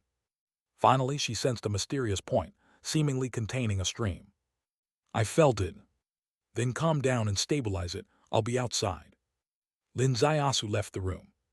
Jomei, like Josei before her, lay flat, afraid to move an inch. The minutes ticked by. The point inside her body finally solidified, becoming a clear point in her mind. She could get up now. When she did, Jomei's heart almost leaped out. Underneath her, it was wet. My God, it wasn't just the sensation of a floodgate opening. The reality was that the gate had indeed opened. At least some water seeped out. This must not be seen by him. It's too embarrassing, utterly mortifying. Before this, she repeatedly told him not to mess around. He seemed to be well behaved and did nothing untoward, but she. It was herself who wet, and such a large spot. The door sounded and Lin Zaiasu appeared at the door. All done. Jomei was internally in turmoil. I think so, him. I'm a bit thirsty. Could you bring me a glass of tea? Lin Zaiasu brought the tea. Jomei took it and suddenly her hand slipped, spilling tea on the bed. Jomei immediately jumped up. After a flurry of activity inside, Jomei was thoroughly impressed with herself. I'm quite clever. The incriminating evidence was gone in an instant. Even if the wet bed sheet was seen, it could be blamed on the tea. Lin Zaiasu watched her antics, his thoughts indescribable. This reaction, this clumsiness, still top-notch. But I know it all. Ding! The doorbell rang. Jomei's face changed. Is my mom here? Can't be so unlucky. If she's here, how do I explain? Lin Zaiasu glanced through the peephole, his expression slightly complicated. Good news, it's not your mom. Scare me to death, Jomei pressed her chest. Even better news, the visitor is Chief Zhang. Damn! Jomei jumped up, changed her clothes. By the time Chief Zhang rang the second doorbell, Jomei, dressed in her police uniform, opened the door. Chief Zhang, why are you here? Jomei was a bit surprised. Just now, I was analyzing the case with little Sue on the balcony. Analyzing the case? You take me, the head of the criminal investigation team, for a fool. Chief Zhang couldn't be bothered exposing their possible secrets and cut straight to the chase. I came over specially to discuss the case with little Sue. Chief Zhang, take a seat. Jomei poured tea for Chief Zhang. Lin Zaiasu and Chief Zhang sat by the coffee table. Why are you here discussing the case instead of interrogating the suspect? Lin Zaiasu smiled slightly. The suspect was interrogated. He did not speak, Chief Zhang said. Now he can never speak again. With one sentence, the teacup in Jomei's hand trembled slightly. Lin Zaiasu's heart skipped a beat. Dead. Yes, dead. A chip in the brain. No, I killed him. Lin Zaiasu and Jomei were simultaneously shocked. Suspects often killed by their supportive forces through chip implants as a means of silencing. This was common. But this suspect was killed by Chief Zhang. Why? Chief Zhang's gaze swept over the two. He lightly exhaled. This person was extraordinary. He was originally wearing special shackles and handcuffs, yet he easily removed them and made to kill. I had no choice but to take his life. Easily removed? How? Lin Zaiasu asked. I brought the surveillance. Chief Zhang opened his phone and played the surveillance footage. The person was being interrogated, showing no signs of anomaly, but suddenly his hands changed, becoming boneless like a snake, slipping out of the handcuffs, his nails turning into sharp blades. A nearby police officer was about to be decapitated when Chief Zhang reached out and grabbed the boneless snake-like arm. The other hand was also freed, and both feet became deadly sharp weapons as well. The interrogation table shattered into pieces. Chief Zhang had no choice but to punch his forehead. That punch caved in the suspect's forehead. He gave a bitter laugh and said 2 words. After those 2 words, he collapsed. That punch ended his life. Chief Zhang said. Throughout the interrogation, he said nothing, only those 2 words just before his death, but I couldn't make them out clearly. Was it Li Tian, or perhaps Li Tian? Yes, that's how it sounded. Jomei said. Chief Zhang, play it again, let me listen. Played again still, no clue what the words were. If it's a name, probably Li Tian. If it's a place, then the later part could be field. Should I go back and check? Already being checked, Chief Zhang said. I came here wanting to ask little Sue if there are any good strategies for the next step. Lin Zaiasu's gaze slowly returned from afar. Chief Zhang, perhaps you should first examine the reason for his bone deformation. Genetic transformation varies widely. In recent years, it's especially diverse. As long as a creature exists in the world, someone will extract its genetic core for modification. No one can predict what peculiar creatures will result. Indeed, but we have two tasks to complete. Go ahead, Chief Zhang said. First, thoroughly examine this person. I need to determine his exact nature. The examination is already underway, Chief Zhang said. Good. While waiting for the results, we could visit that stone tower. Chief Zhang's heart raced. Could it be? There still. Lin Ziaosu gently shook his head. It's not what you think. I propose a visit to the stone tower because, after the murder, he intentionally directed us there and wanted to use official forces to blow up the tower. So, from his perspective, why would he do that? Chapter 203, Li Tian Clan. Chief Zhang's brain instantly entered high-speed operation mode. If this was a murder case by an exotic beast, after killing someone, the beast would definitely find a place to hide. It's in their nature to hide in the cracks of the stone tower, which is quite normal. What would humans do in such a situation? The simplest and most effective way is to blow up the stone tower. If Lin Ziaosu hadn't appeared, this stone tower would have been blown up. The case later took a turn. After Lin Ziaosu's involvement, the real killer turned out to be a human. If it's a human, that complicates things. The stone tower became a brilliant anti-detection strategy, drawing the investigators' attention into the tower, making them unable to focus on the real killer outside. Whether the tower gets blown up or not, it's a huge ordeal, providing the killer a chance to observe and retreat calmly.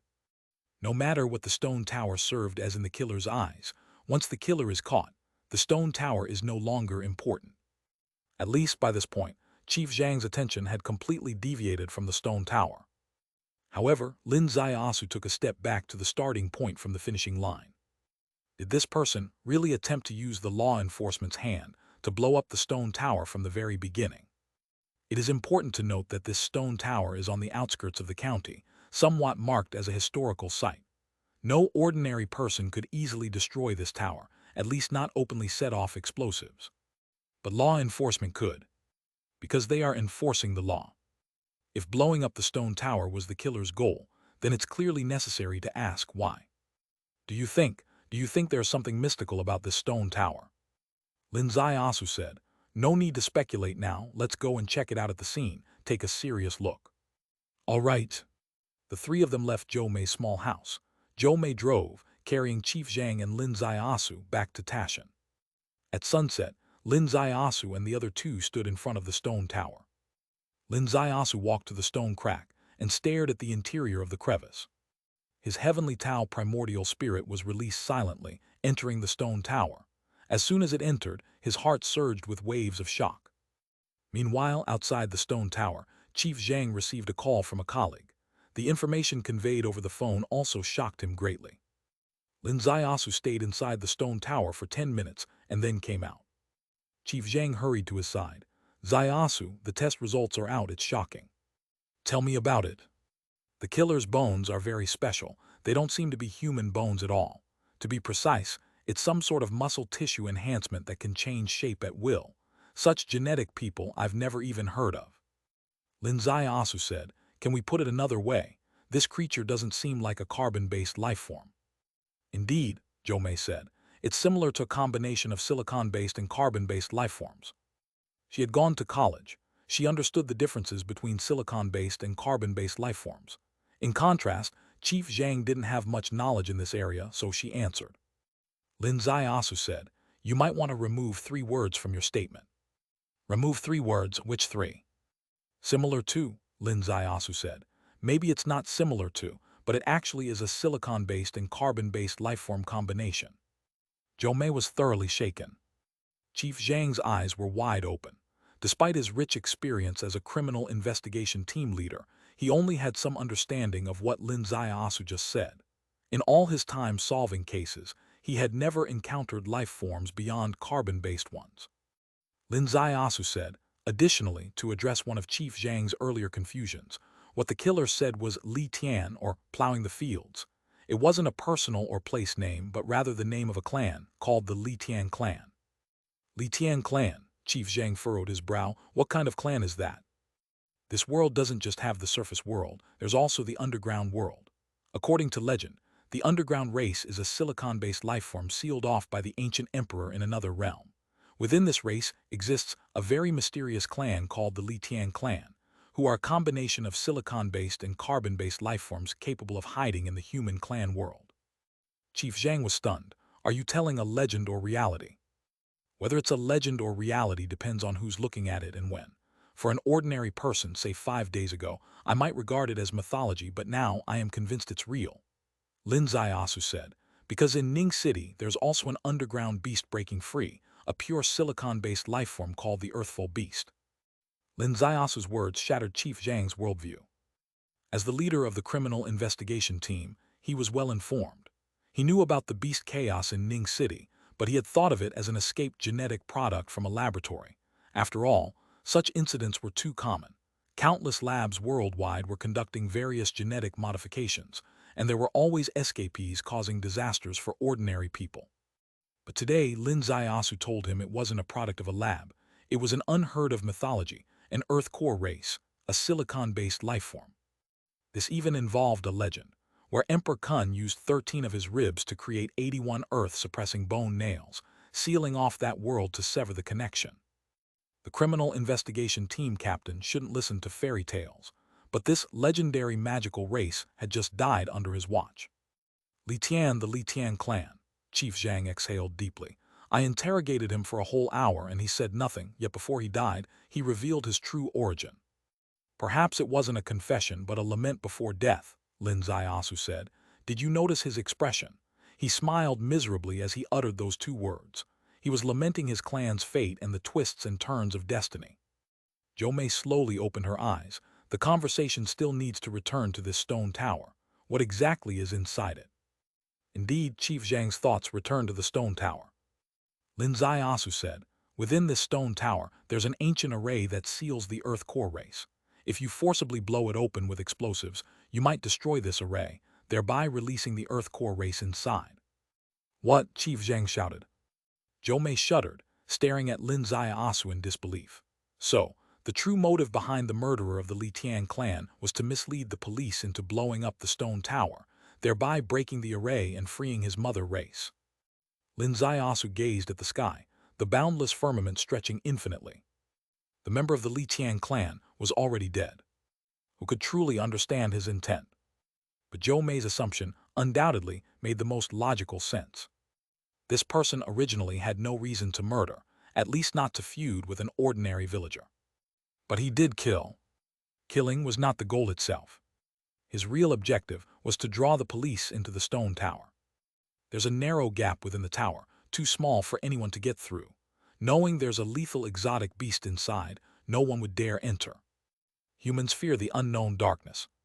That's what he exploited. He aimed to use the law enforcement's hand to blow open the stone tower. If the tower is blown open, the ancient array will come to light. Even if explosives can't directly destroy it, it would undoubtedly create significant variables. Once the array is broken, the Earth core world gains a heavenly window to the human clan world. The Earth core race would reappear in this world. They are silicon-based lifeforms, which are naturally opposed to carbon-based lifeforms. Their suitable living environments are entirely different and often opposite. Silicon-based lifeforms constructing environments suitable for their survival means destroying the environment suitable for carbon-based lifeforms, bringing calamity to the human clan world. This could be the Litian clan members need to free his mother race. Or it could be another scenario. The Litian clan member, under the command of foreign forces, uses this desperate and dangerous way to harm Daxia. Even if the underground race breaks free, it has a limited influence range. Wreaking havoc on Daxia perfectly aligns with the strategic intentions of those demonized nations across the ocean. Lin Ziasu's thoughts wandered far and wide. But he was no god and couldn't know the real truth behind this. Chief Zhang's gaze slowly lifted. This matter is very serious. I need to consult Qianlong. He didn't say he'd consult his superiors, but rather Qianlong. Lin Ziasu and Zhou Mei exchanged a look, seeing the unusual gleam in each other's eyes. After descending Tashan, Zhou Mei first dropped off Chief Zhang at the criminal investigation team.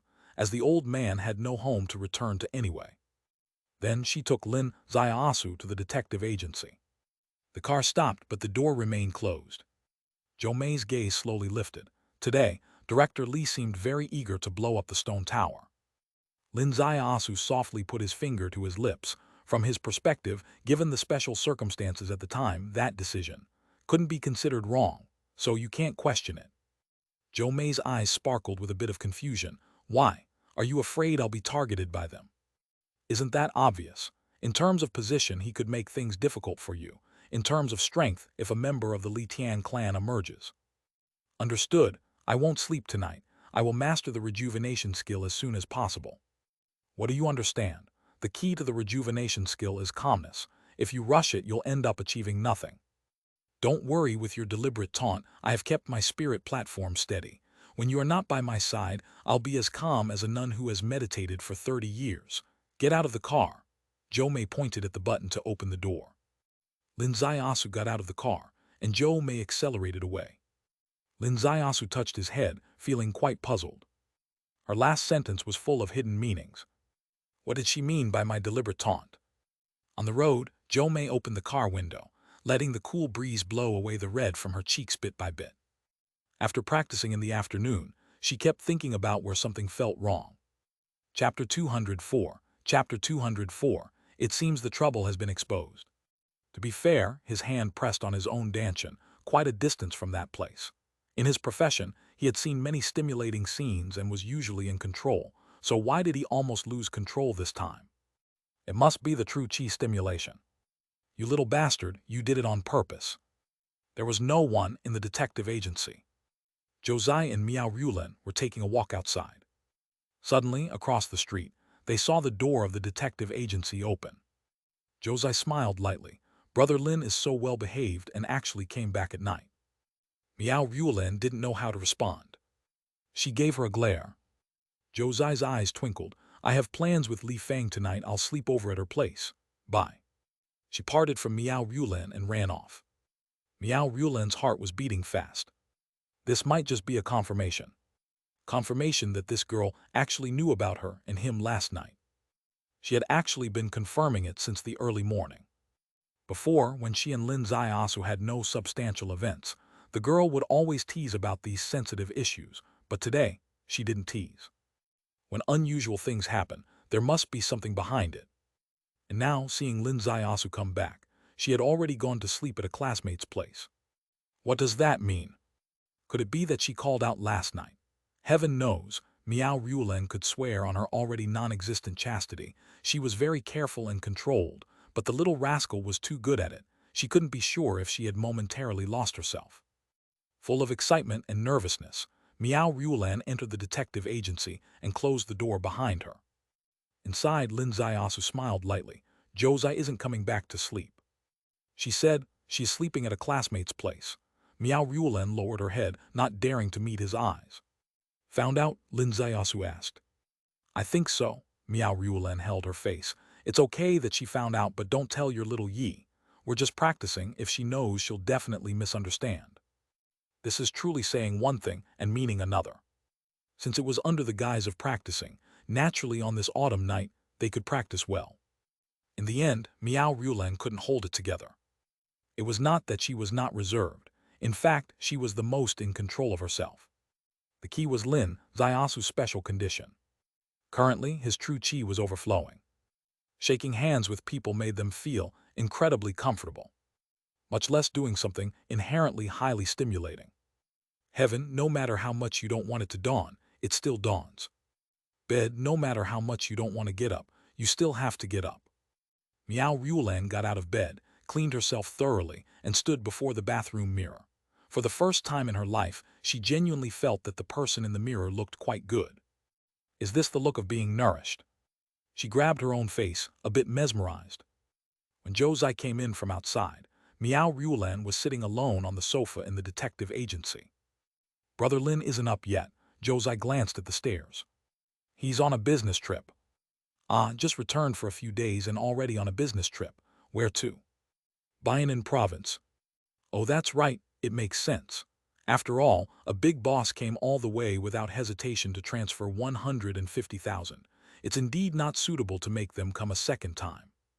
In Zhou Zai's understanding, this was related to Lin Ziaosu and Zuyu Pavilion's business dealings. Miao Ruolan nodded lightly. She understood it the same way. Zhou Zai's gaze slowly shifted over, carrying a bit of mystery. Miao Ruolan felt flustered under this gaze. Why so mysterious? Please don't joke. With some things before they become a fact, joking is fine, but once they become real, jokes shouldn't be made. Sister Lan, last night I heard some news. When Miao Ruolan heard the words last night, her heart wavered, and hearing official-sounding words in the back, she was slightly stunned. What news? 3 days ago, there was a murder in Tashan. A murder? How come I didn't know? This murder was quite horrifying. To avoid public panic, the police blocked the news. Do you know who is investigating the case? Zhou Zai said, the first detective of Jiangcheng, He Jiang. When she spoke these words, Zhou Zai's expression was a bit peculiar. The first detective of Jiangcheng, He Jiang, and the top detective agency of Jiangcheng. These terms have been mentioned many times in the course of the two women's history. Zhou Zai had even said before, we strive to build Fengcheng Detective Agency into a top detective agency like Jiangcheng's. From this, it can be seen that Jiangcheng's top detective agency was her goal. He Jiang came personally. Miao Ruolan's heart also skipped a beat.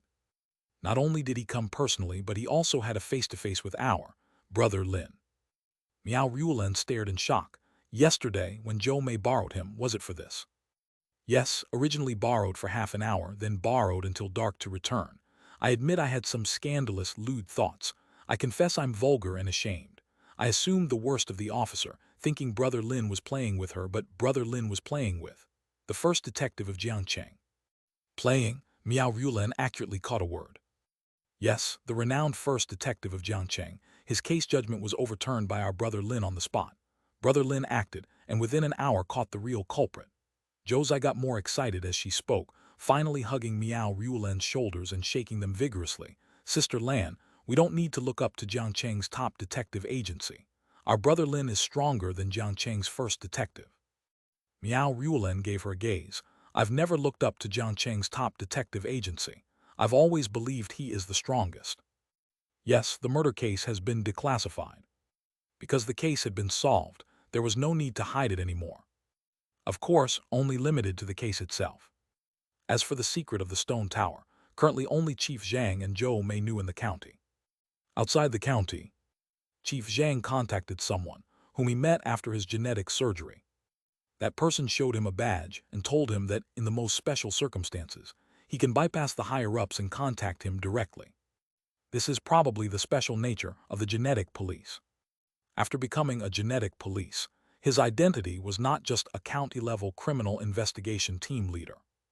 As for Lin Ziaosu, he left Fengcheng and headed back to the southern border.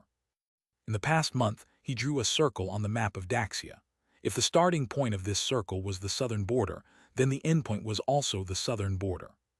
Because his journey to the northwest started from the southern border.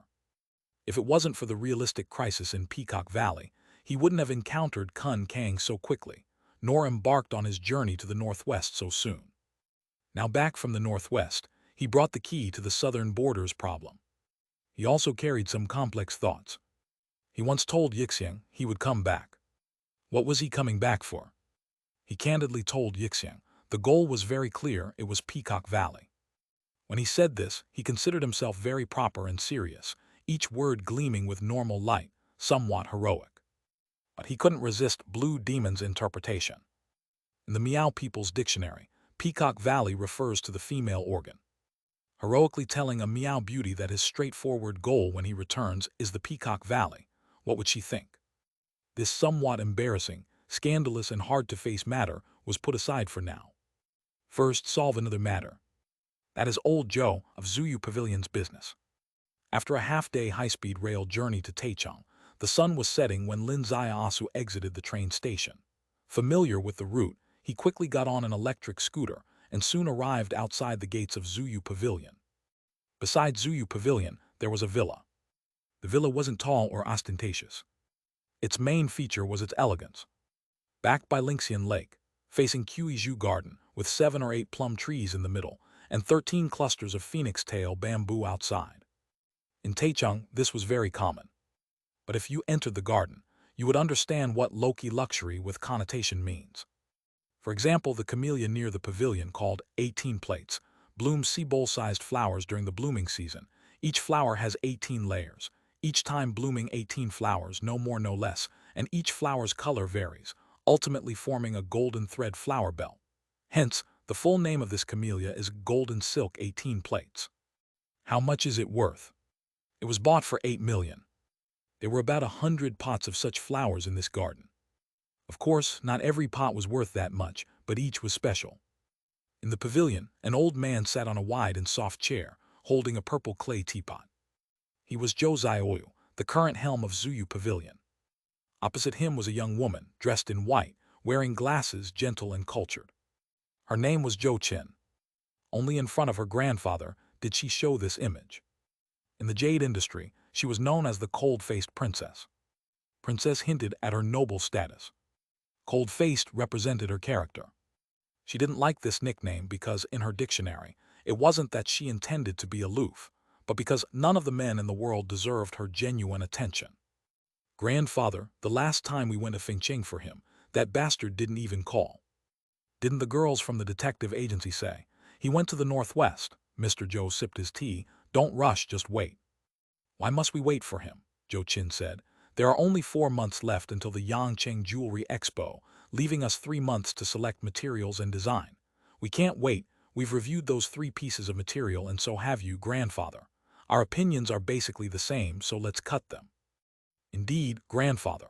A young man in a leather jacket came around from behind the 18-petal camellia. For this expo, Zuyu Pavilion must present something truly eye-catching. These 3 pieces are the best materials, and we have the best jade cutting talent. There's no reason not to trust ourselves, but to trust an outsider, especially someone who doesn't even qualify as a half-baked learner in jade cutting. This man's name was Zhou Ling, and he was Zhou Zioyu's favorite grandson.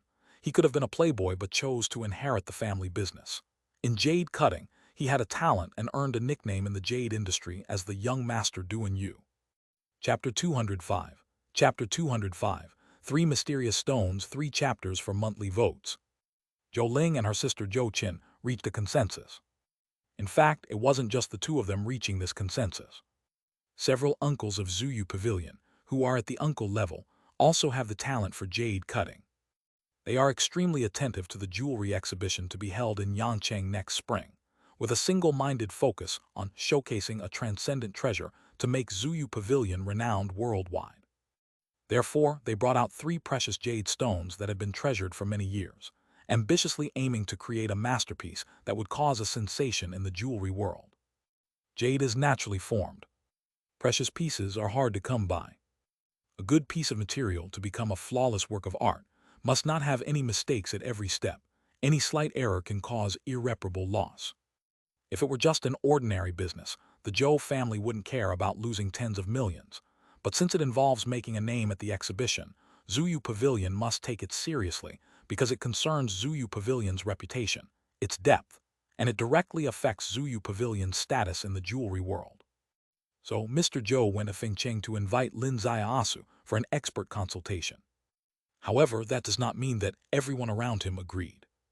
At least Zhou Ling and Zhou Qin did not agree. Mr. Zhou shook his head slightly. Precisely because the exhibition is important, everything must be rigorous. Before he comes back, these 3 pieces of material must not be cut, must not be windowed, and must not undergo any form of damage. Zhou Ling sighed. Grandfather, do you know, people who are stubborn to the point of not realizing their own stubbornness are really old. Mr. Zhou's white eyebrows suddenly twitched. He reached for the cane beside him. Suddenly, a voice came from outside. Sir, there is someone named Lin Ziaosu outside, saying that he was invited by you to come over. Mr. Zhou immediately diverted the cane from his grandson and planted it on the ground, standing up. Quick, invite him in. Lin Ziaosu entered, and Mr. Zhou greeted him at the door. While Zhou Ling and Zhou Qin remained in the small pavilion, both with slightly disdainful expressions. Boss Zhou went all the way to Fengqing, and I happened to be away, my apologies. Lin Ziaosu smiled slightly, so I came here specifically. Mr. Lin is truly a sincere person, thank you very much. Boss Joe extended his hand and shook hands with Lin Zaiasu. "Please, have a seat over here." Entering the small pavilion, he introduced Lin Zaiasu to Zhou Ling and Zhou Qin, and although they shook hands with him out of courtesy, their expressions were quite cold. Lin Zaiasu didn't mind, taking the tea handed by a maid.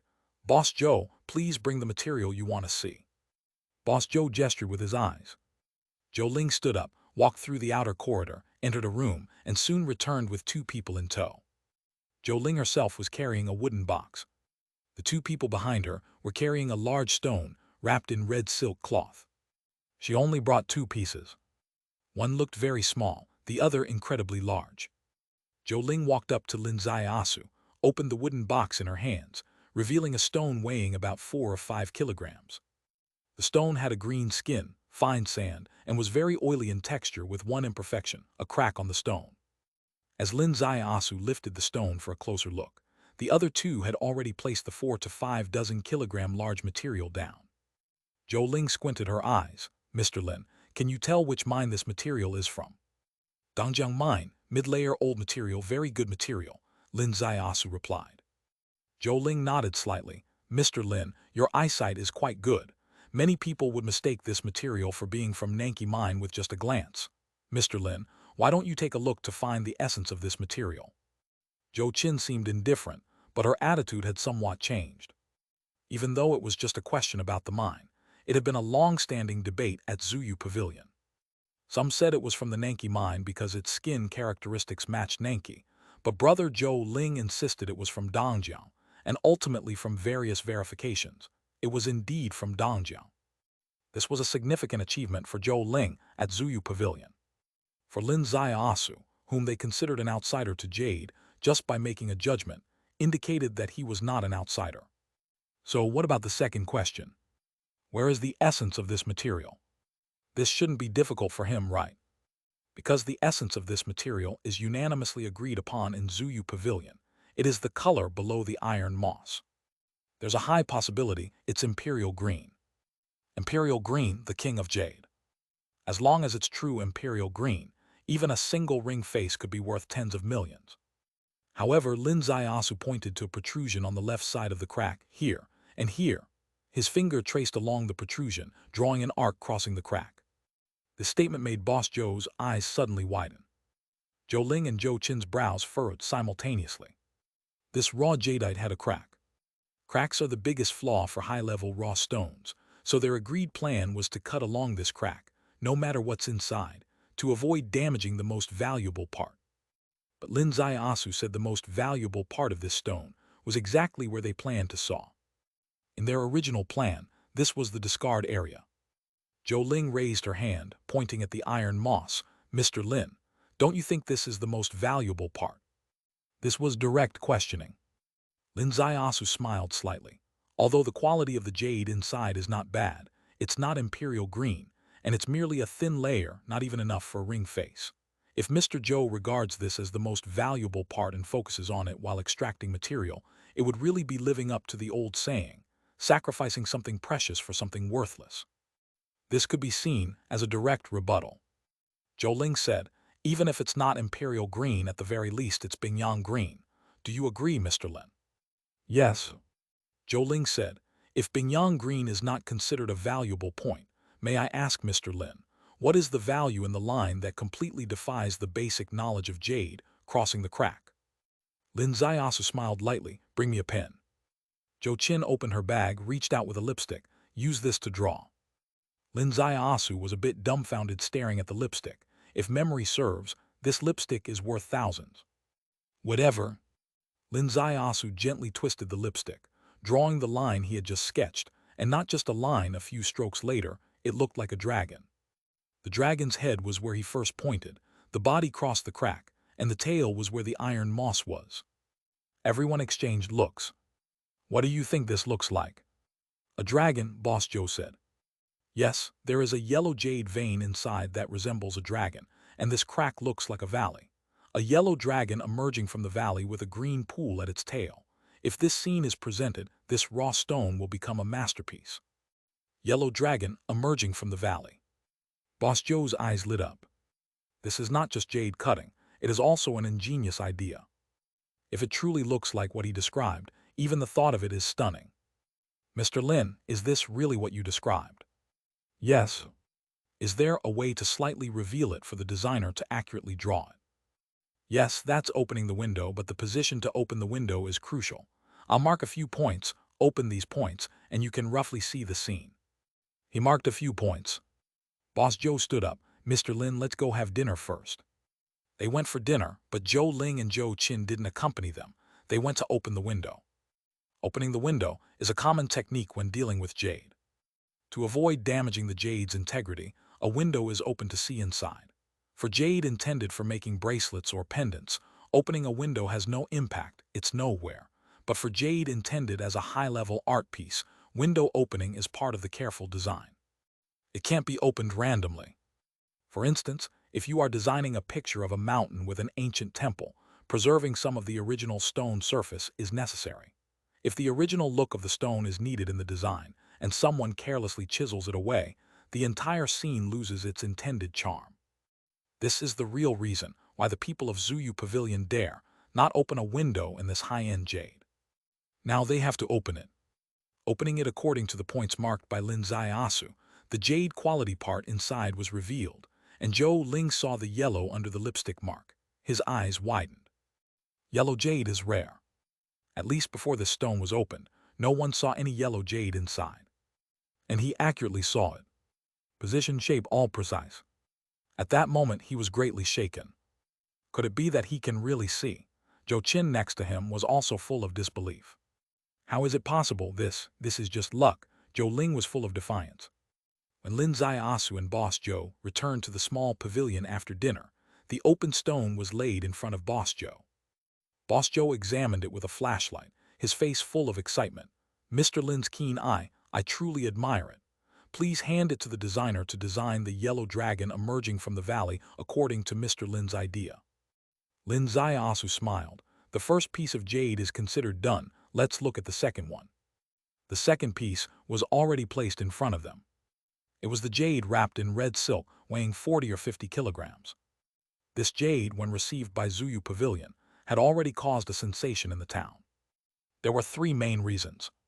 Firstly, the exterior is extraordinary. Secondly, the purchase price set a record. Thirdly, it was highly regarded both inside and outside the industry. The red silk was removed, and another big light in the pavilion was turned on, making it as bright as daytime. This lighting, almost the same as natural daylight, was a special environment constructed by Zuyu Pavilion at great cost for nighttime stone viewing. Lin Zaiasu placed his fingers on the reddish-purple stone, his face looking a bit strange. Mr. Lin, what do you think of this stone? Lin Zaiasu gently exhaled.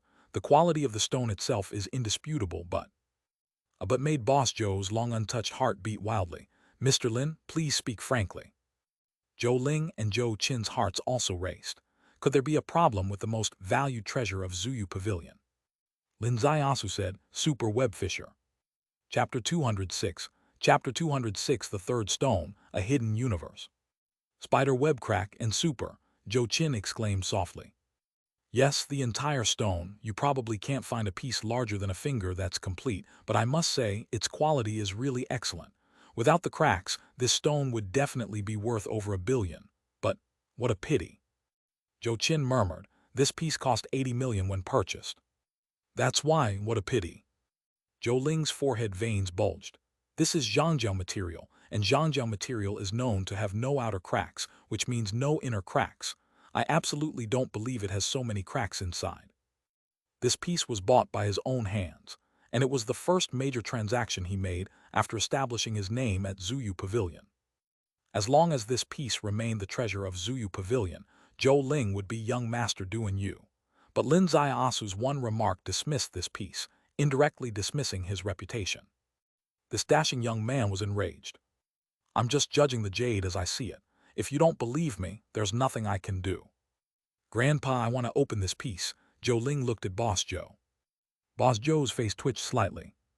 Opening the stone is very common in Zuyu Pavilion.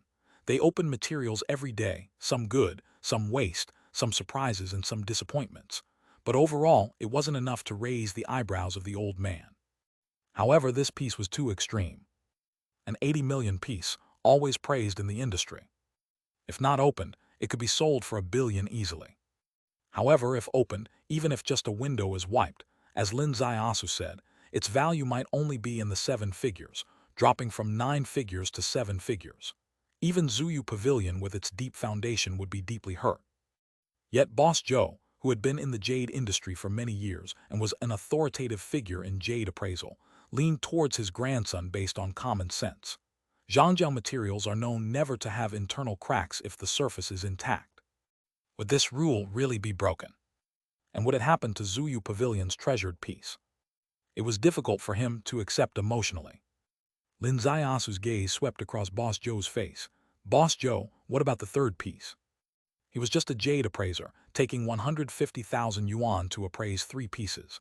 It wasn't worth worrying about whether people believed him or not. The sooner he finished, the sooner he could leave. He didn't have a good impression of Zhou Ling either. The third piece was brought by Zhou Qin. This piece was very small, about a foot square, red-skinned and adorably shaped. Lin Zaiasu took the piece, and his expression suddenly changed. Mr. Lin, this piece. This piece, Lin Zaiasu said, it's fortunate you haven't opened it. Zhou Qin's heart suddenly skipped a beat. This piece was actually one from her personal collection. When Grandpa went to Fengcheng, he originally only intended for Lin Zaiasu to appraise 2 pieces. She, traveling with him, brought along one of her own. Grandpa had looked at it on the road and thought its quality was quite good. She was planning to open it in the next few days. Suddenly, she heard Lin Zaiasu's unprecedentedly serious tone. Fortunately, it hasn't been opened. Why? Zhou Qin asked. This piece contains a terrifying aura. If opened, it would be deadly. Aura? Boss Joe's face changed dramatically. Poison. Almost, Lin Zaiasu said. The scene fell into complete silence. Zhou Qin abruptly stood up. How is that possible? How can there be poison in jade? This is absurd. I absolutely don't believe it. Lin Zaiasu said, as I said, I only appraise. Believe it or not, it's up to you. For the sake of Boss Joe's consistent trust in me, I give you a suggestion. If you must open it, choose a secluded open-air place and have the person opening it wear a gas mask. Better safe than sorry. I'll open it now. Zhou Qin sprang up, grabbing the raw stone from Lin Zaiasu's hand. Boss Joe shook his head lightly. These 2 kids have been spoiled by me. Mr. Lin, please don't take it to heart. How could I? Young talents with some knowledge of jade who have their own judgments, not blindly following others, are a blessing for you, Boss Joe. Lin Zaiasu smiled. Mr. Lin, though young, is so steady. You are the one to achieve great things, Boss Joe said. I toast you with tea instead of wine. The 2 of them sat drinking tea. Actually, they were waiting for Zhou Qin's verification. As for Zhou Qin, she rushed to the stone-cutting workshop, but as she approached, her steps slowed down. Her small white cat followed her, almost rolling and crawling along. Miss, the masters inside came running. Zhou Qin took a deep breath. Old Joe, get 2 gas masks and prepare room number 1, we're opening a stone. Room number 1 opened and then closed. With her gas mask on, Zhou Qin stared intently at the stone under the wire saw. Behind her, the little white cat also had its big round eyes fixed on it. All her thoughts were focused on this stone. Born into a jade family, she had handled jade for decades. How could there be poison in jade? Do you know what jade is? Do you know how jade is formed? It takes billions of years under high temperature and pressure. What kind of poison could survive such an environment? This test didn't just concern her own judgment. It also concerned her grandfather. Since meeting the young man called the God of Stone Gambling, Grandfather was utterly convinced by him. Whatever he said, Grandfather believed.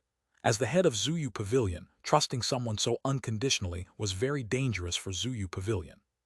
She wanted to use the actual result to dispel his nonsense and make her grandfather wake up. Outside, Zhou Ling arrived. Lao Kong, cut this stone. Lao Kong turned and saw the large stone wrapped in red cloth. Lao Kong was shocked. Young master, this is the purple jade king stone. This 40 to 50 kilogram stone was well known in Zuyu Pavilion. Every experienced stone-cutting master was aware of it.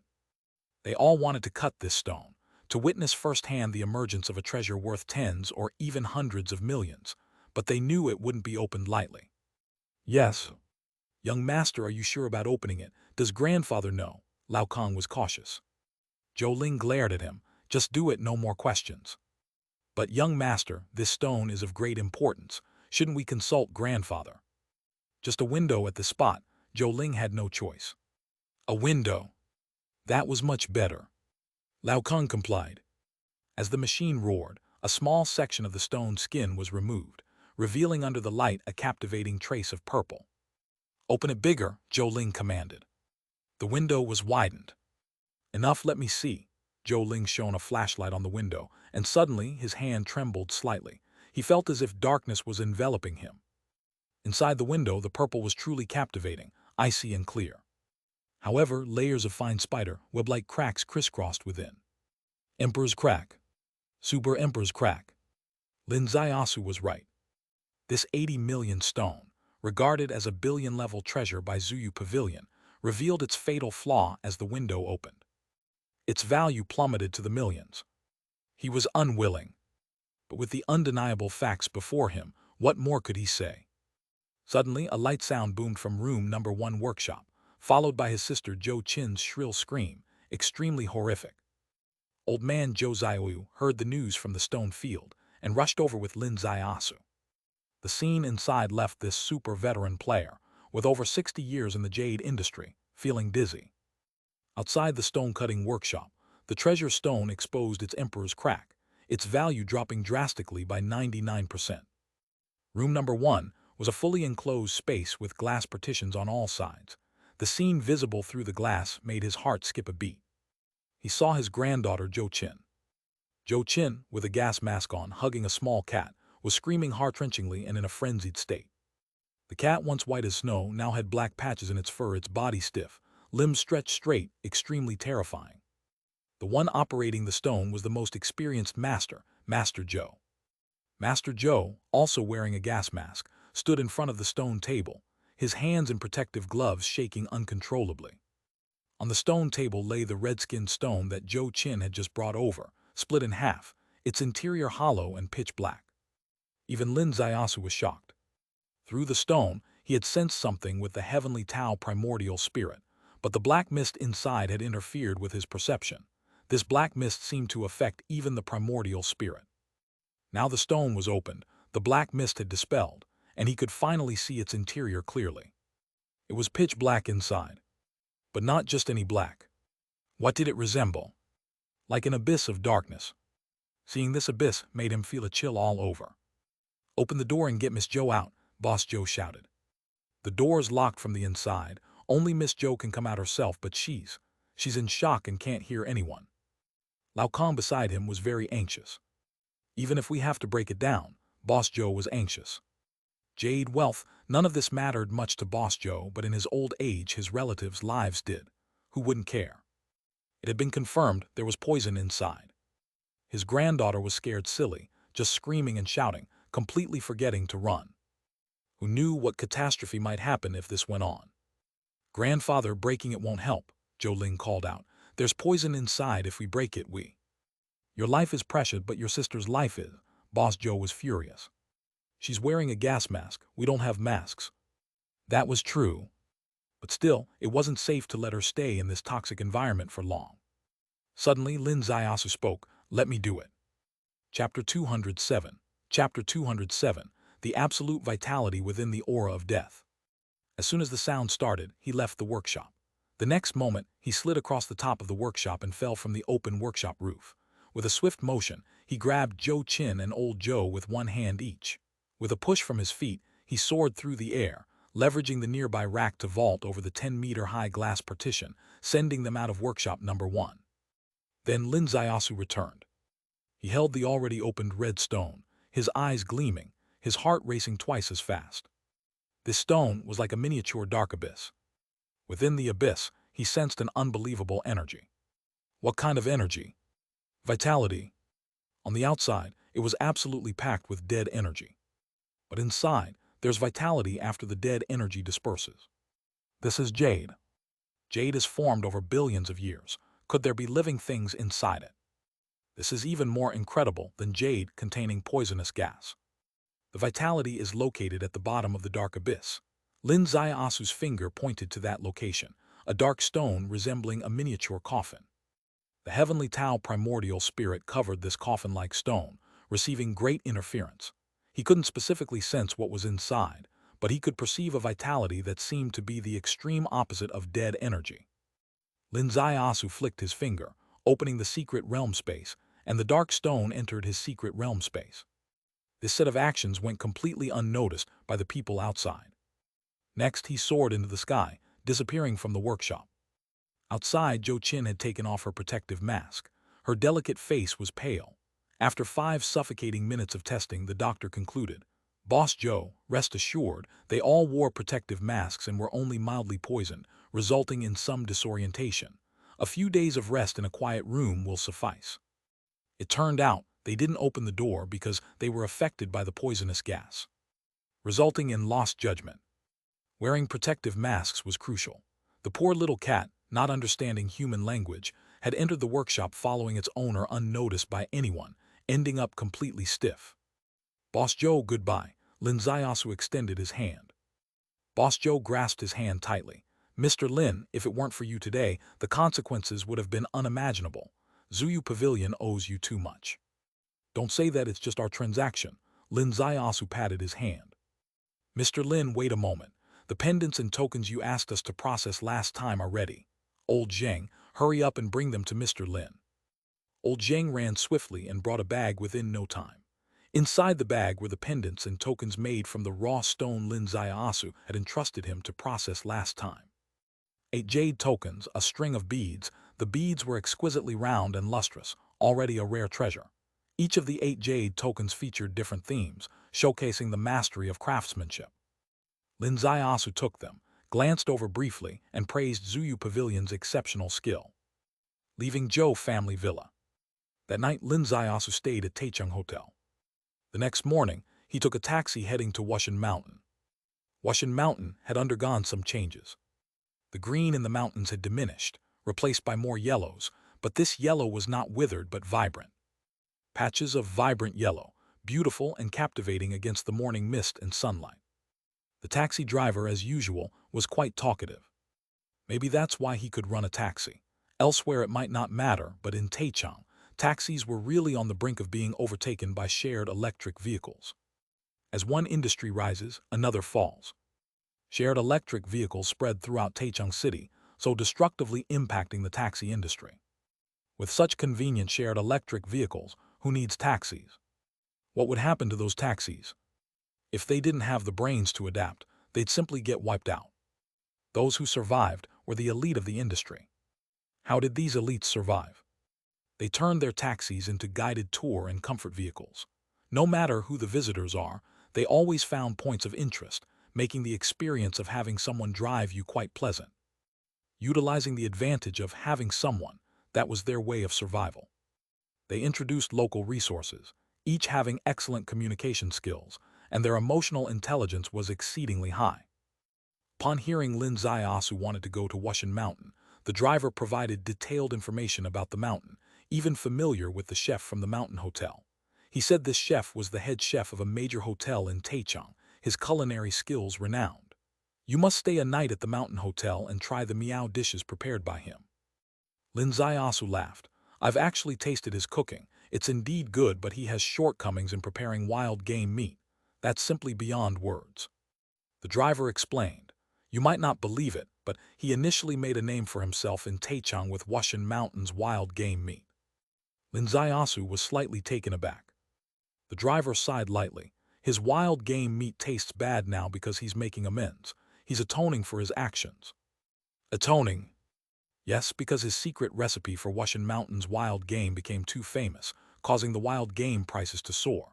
Suddenly, countless people started hunting, nearly decimating the wild game population in Wushan Mountain. Realizing this, he quit his job as the head chef, burned the recipe, and since then made all meat dishes particularly unappetizing, hoping people wouldn't order meat dishes anymore. Lin Zaiasu's heart surged with emotions. He had never imagined the occasional wild game he had once eaten had such a story behind it. A chef, an unremarkable figure, because of his unique culinary skill, sparked an animal crisis in Wushan Mountain, and then timely stopped the damage in a bizarre manner to atone for the animals. Indeed, events in the world are interconnected.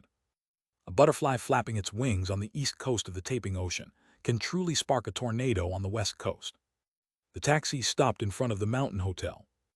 Lin Zaiasu didn't enter the hotel. Instead, he walked past Wushan Mountain Primary School. Though only a step away, his gaze swept across the school grounds. Under the national flag, a group of children was raising the flag. Among them, one kid with a rocket hairstyle was especially lively, offering a rather non-standard salute, but with the most flamboyant gesture. This was Little Moon. Next to the front classroom, a teacher watched her with a smile. It was Hudai. Hudai remained in the school, and Little Moon still had a teacher-cum-mother with her. In Little Moon's world, there were no waves. What about Hudai? Where was she in the task he assigned her? This task was somewhat special, not something to be rushed, just waiting for the right opportunity.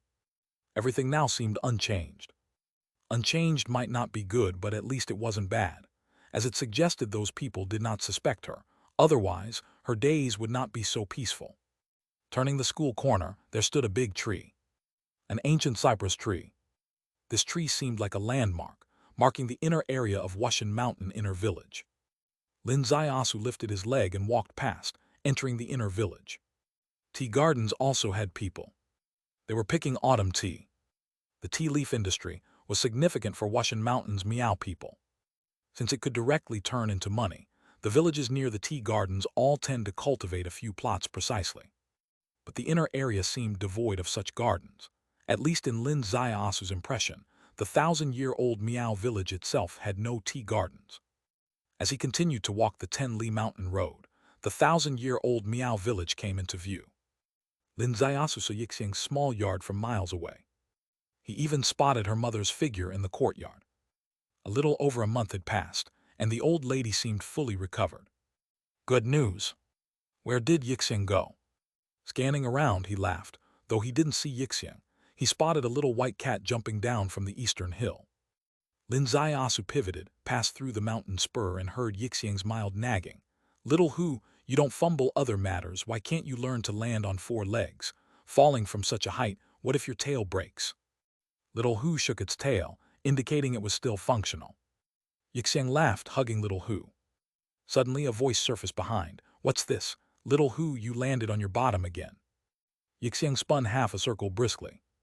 And in this turn, it seemed a splash of vibrant hues appeared on her cheeks. She saw Lin Zaiasu.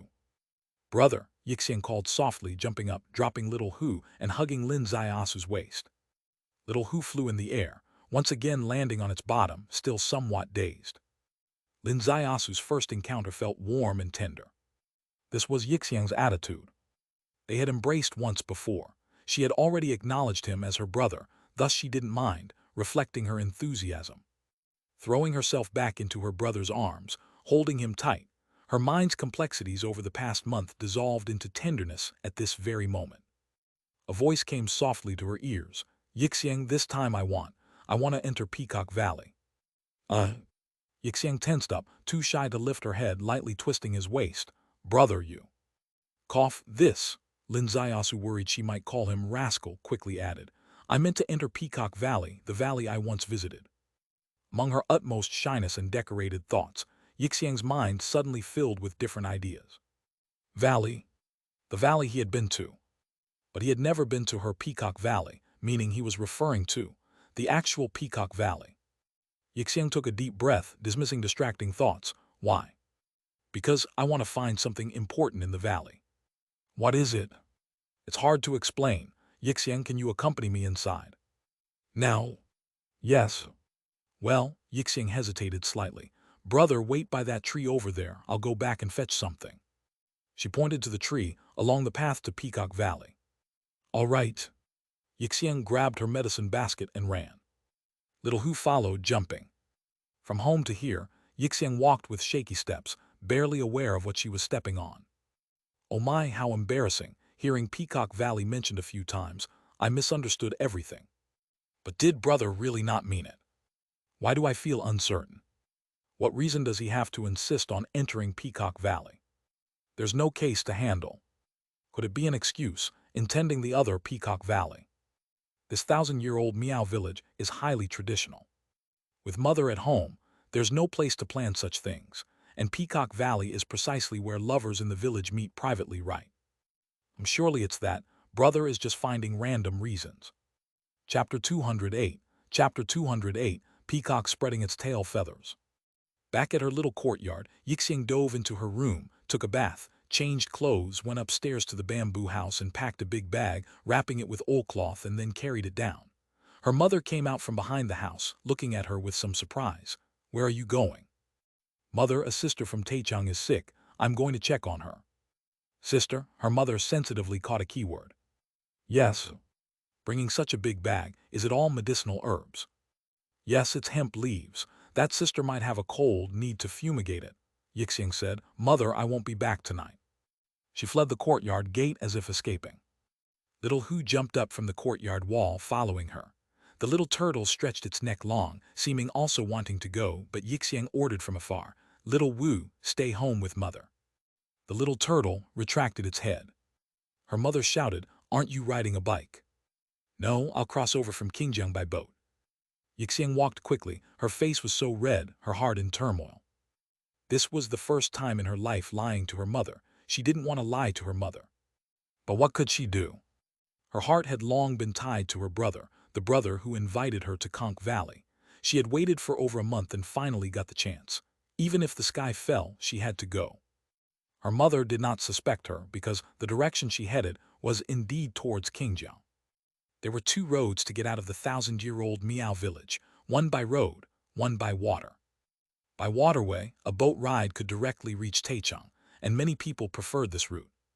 However, she would never imagine, as soon as her daughter was out of the Miao people's sight, she turned off the path. On the mountain road above, there was a big tree. Under the tree, a handsome guy smiled lightly. "You even brought such a big bag, what's in it?" "It's autumn now, it's chilly in the mountains. How could I spend the night without a quilt?" Yixing blushed as she told him. "My goodness," invited her up the mountain, she brought a quilt. Lin Ziasu took over the big bag. Little Hu bounced happily in the front, Yixing treading unevenly beside him, heading towards Peacock Valley. Peacock Valley, a mysterious, dangerous place. Even the Miao people couldn't easily spend the night in Peacock Valley. Such a place, is it suitable for lovers to meet? Perhaps a bug jumping out could bite them to death. Generally, it's really not suitable, but there's an exception. That is, making a vow. Lovers in love, parents opposing. Lovers agreeing to meet in Peacock Valley is to tell everyone, "We are risking our lives to love."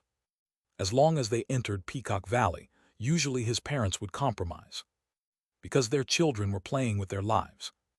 Yixing did not have a mindset of risking her life, nor making a vow, because she knew clearly the poisonous insects and beasts in Peacock Valley could not harm her and her brother. She came in because of the fieriness inherent in a Miao girl, plus her romantic sentiment. Among her lineage of the witch god, there seemed to be a sort of inherent romance. Like her father, a generation of witch god, maintaining the traditional essence should have been his destiny, but he wasn't like that. Her father was immensely enthusiastic about modern genetic science. He yearned for the unification of ancient witchcraft and modern technology, surpassing his ancestors' settings, which was a hidden romanticism. Her sister, originally the most hopeful to inherit father's mantle, yet for a momentary splendor, easily sent herself into the Huangpu River. Although living tragically, her sister's no regrets philosophy before departure made her understand that her sister and father were the same kind of people, living in their own dreams. And Yixing herself. When she returned from university, she thought she could avoid her sister's pitfalls, live more clearly than her, but meeting with her brother, she compromised with herself deep down. The flowers on Wushan Mountain bloom each year. Whether each year bloomed means no regrets. People in this world come and go as long as they come smiling, leave satisfied. This coming and going itself is no regrets. Touching love has sorrow and joy, has tears and laughter. Since it's destined to be uncontrollable, why not follow one's heart, have a grand passion? What's wrong with that? As long as the stirred heartstrings still resonate quietly in this 1,000-year-old Miao village, why care about whether it's eternal or not? The road to Peacock Valley was quite far. Without Lin Ziasu using incredible movement technique, it would take 3 to 4 hours from the Miao village to the valley entrance. They caught a rabbit midway, roasted it for lunch. By the time they officially entered the valley, the sun was setting. Lin Ziasu walked under the sunset, focused. Entering Peacock Valley, he had no frivolous thoughts. He had a mission extremely serious. No one gave him this mission, it's purely self-imposed. Peacock Valley, a portal to the otherworld should have opened. Because the little Hu, the holy beast Ao Jai of the ancient great world, and the snow turtle in Yixiang's courtyard clearly told him this. The legend of the ancient world breaking had truly played out in this Peacock Valley. He traveled far to the northwest, entered Kunkang. His true aim was to learn the array, find this portal and seal it. Someone has to mend a broken human world. However, he couldn't see the array patterns. Peacock Valley was just as it was before. He could clearly feel the ancient aura, but he couldn't see the array patterns. The faint glow on the golden acacia ahead was just sunlight. The golden hue on the distant valley top was just sunset's afterglow. The beautiful tail in the sky, a peacock returning to its roost. The stream below the valley flowed gently, playing a melodious tune under this sunset. "Brother, let's spend the night in the Peacock Cave." Yixiang's voice came by the ear with a slight tremor. Lin Ziasu's gaze shifted to the side. Seeing that dreamlike beautiful face under the sunset, the brilliant twilight seemed to be on her cheeks. "Peacock Cave?" "Yes, over there it's very clean. The ground and ceiling are made of white stones, with beautiful patterns on the stones." "Patterns?" Lin Ziasu's heart throbbed. "Let's go." Following the golden acacia down, there was a stream ahead. The water flowed out from a mountain cave. The entrance was small, but the further in, the wider it became. At the end of the cave was light, shining through a stone crack. Under the sunset's afterglow, this cave resembled a room. Upon entering, outside mountain wind couldn't blow in, and the temperature seemed to rise a few degrees. Lin Ziasu's gaze was firmly locked on this stone slab. He saw the patterns Yixiang mentioned. The patterns were beautiful, on the white stone like red clouds, but he was disappointed. These were not array patterns. Under the heavenly Tao wisdom eye, no array patterns. This was not the otherworld portal, just an ordinary cave. "Brother, this is Peacock Cave. Let's stay here tonight." "All right." Although it wasn't fully dark yet, it would be less than an hour till dark. No point searching for clues in the night. Better to stay the night first. This cave, probably the best place to stay in the wild. But as he responded, "All right," he sensitively felt. Yixiang, this flower seemed truly about to bloom, as the red on her cheeks carried a hint of intoxication, her twisting waist full of endless charm. To the extent that, as they roasted the rabbit and ate the delicious barbecue, he felt a bit tasteless. After tidying up, the sky was completely dark. "Little Hu, you guard outside the cave," Yixiang ordered. Little Hu jumped out of the cave. Though Little Hu was just a beast, its presence still made a small difference. With it, the cave was a station for wilderness exploration. Without it, the cave seemed devoid of exploration elements, leaving only another kind of ambience. Yixiang went to the inside of the cave, unfolded the quilt she brought. This quilt, red fabric outside, white inside. Red was bright, white was sacred. On the bright red quilt, silver threads weaved an open peacock. The red quilt laid on the white stone. Yixiang came out from inside. At that moment, Lin Ziasu's eyes were a bit dazed. In her hair, a peacock feather. On her face, a hint of blooming spring. She walked up to Lin Ziasu, gently reached out, hugged his waist, tilting her face up, her eyes full of springtide. "Yixiang, brother, are you willing to take off the peacock feather from sister's head?" Lin Ziasu gazed at the feather. A custom surfaced in his mind.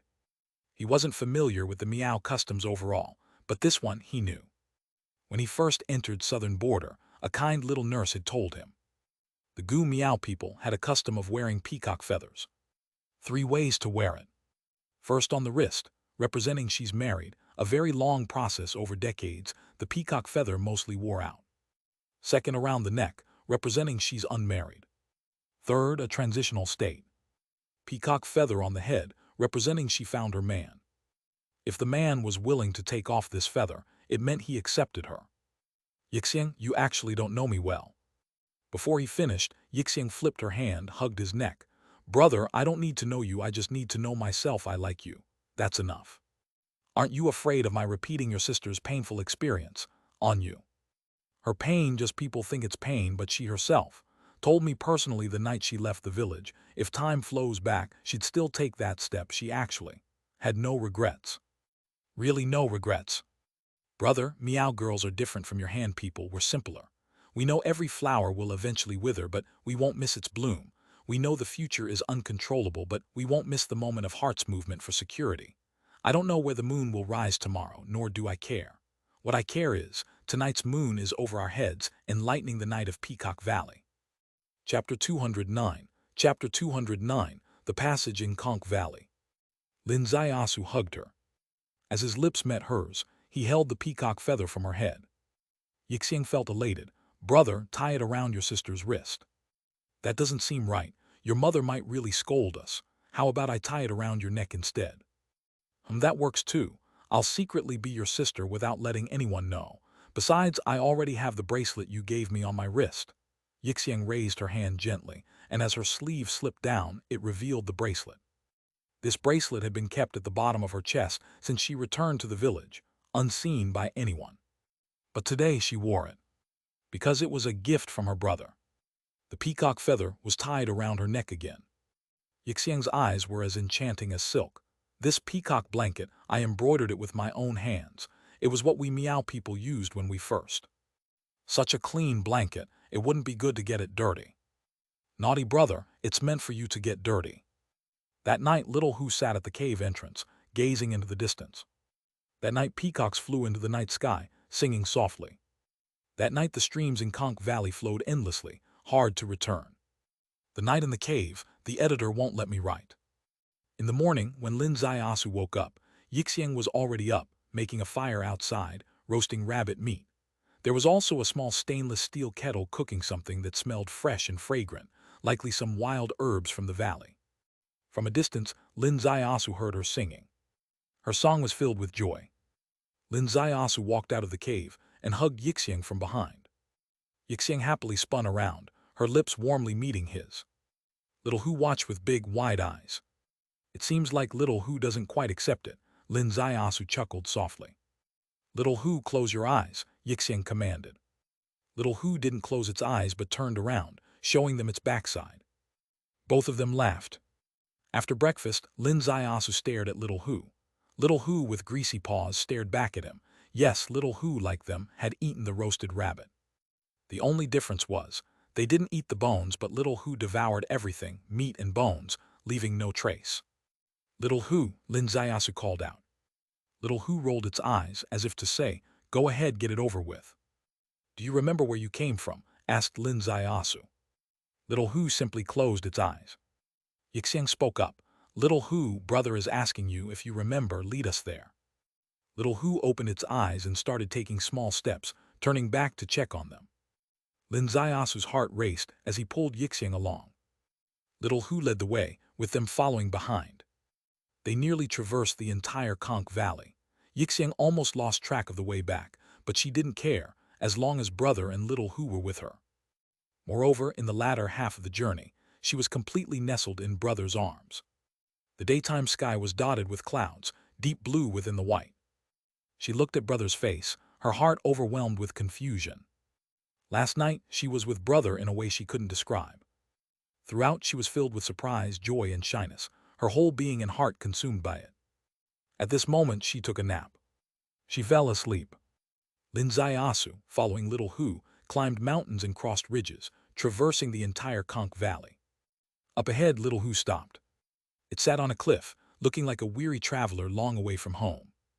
Lin Zaiasu's gaze lifted, his heart pounding. He saw the array patterns. On a mountain opposite, halfway up, was a stone wall. While nothing could be seen with the naked eye, Lin Zaiasu's heavenly Tao wisdom eye revealed the array patterns. Patterns that were the same in origin as the great ceiling array seen beneath Ning City and the stone tower on Old Tashan. The array patterns were damaged. Little Hu, did you come from there? Lin Zaiasu asked. Little Hu nodded slightly. It was its first direct response to Lin Zaiasu. Yixiang woke up in his arms. Brother, what are you planning to do? Lin Zaiasu's lips met hers, and Yixiang's cheeks blushed, while Little Hu rolled its eyes nearby. Lin Zaiasu chuckled lightly. Yixiang, how about I write a few words on that stone wall? It's so high and steep. What are you going to write? I'll write Lin Zaiasu and Yixiang were here. Lin Zaiasu set Yixiang down, his figure soared, stepping into the void, and with the next move he tapped the treetop, landing beneath the stone wall. Yixiang's eyes sparkled with excitement. Little Hu, isn't brother so romantic? Little Hu pouted disdainfully. Nod, Yixiang extended her hand, pressing its little head to force a nod. Lin Ziasu leaped again, scaling the stone wall with graceful precision. Yixiang was delighted. Brother is amazing, isn't he, Little Hu? Little Hu shook its head. Yixiang caught it. I taught you when you agree nod, don't shake your head. Come on, nod. She pressed it to nod again. Little Hu bared its teeth, as if to say something. Little Hu, will you like brother in the future? Little Hu was about to shake its head but finally stopped, neither shaking nor nodding. Yixiang pressed its head to nod. That's settled then, in the future, just like me. You'll do whatever brother says, okay? Little Hu's eyes flashed and finally, it nodded. It probably realized, no matter what, shaking or not nodding would be futile, better to go with the flow to avoid her hands on it. Yixiang was thrilled, hugging Little Hu, watching as her brother showcased his prowess on the cliff. In her eyes, brother was performing for her, just like a peacock displaying its feathers to win the heart of its mate. Brother was the most extraordinary man. His display was not just about his charm but his skills. On that smooth stone wall, he showed her his superhuman grace. He even took out a bronze pen, ready to carve their names on the stone wall. At that moment, it marked their most beautiful memory together. It imprinted the glory of the previous night. She could never have imagined. Lin Ziasu was not showing off in the slightest. His task had no frills. At that moment, he forgot everything, entering another world called the Array Path. In the world of the Array Path, Lin Ziasu was just beginning. Several transcendental displays were actually elevations under special conditions. Entering and exiting Array Sect's forbidden area wasn't due to his deep Array knowledge, but because of the heavenly Tao wisdom eye that allowed him to see the Array patterns. Breaking the Shenghua Valley ceiling array was because breaking it was 100 times easier than creating one. Building an array required a holistic approach. Breaking it only needed to break a point.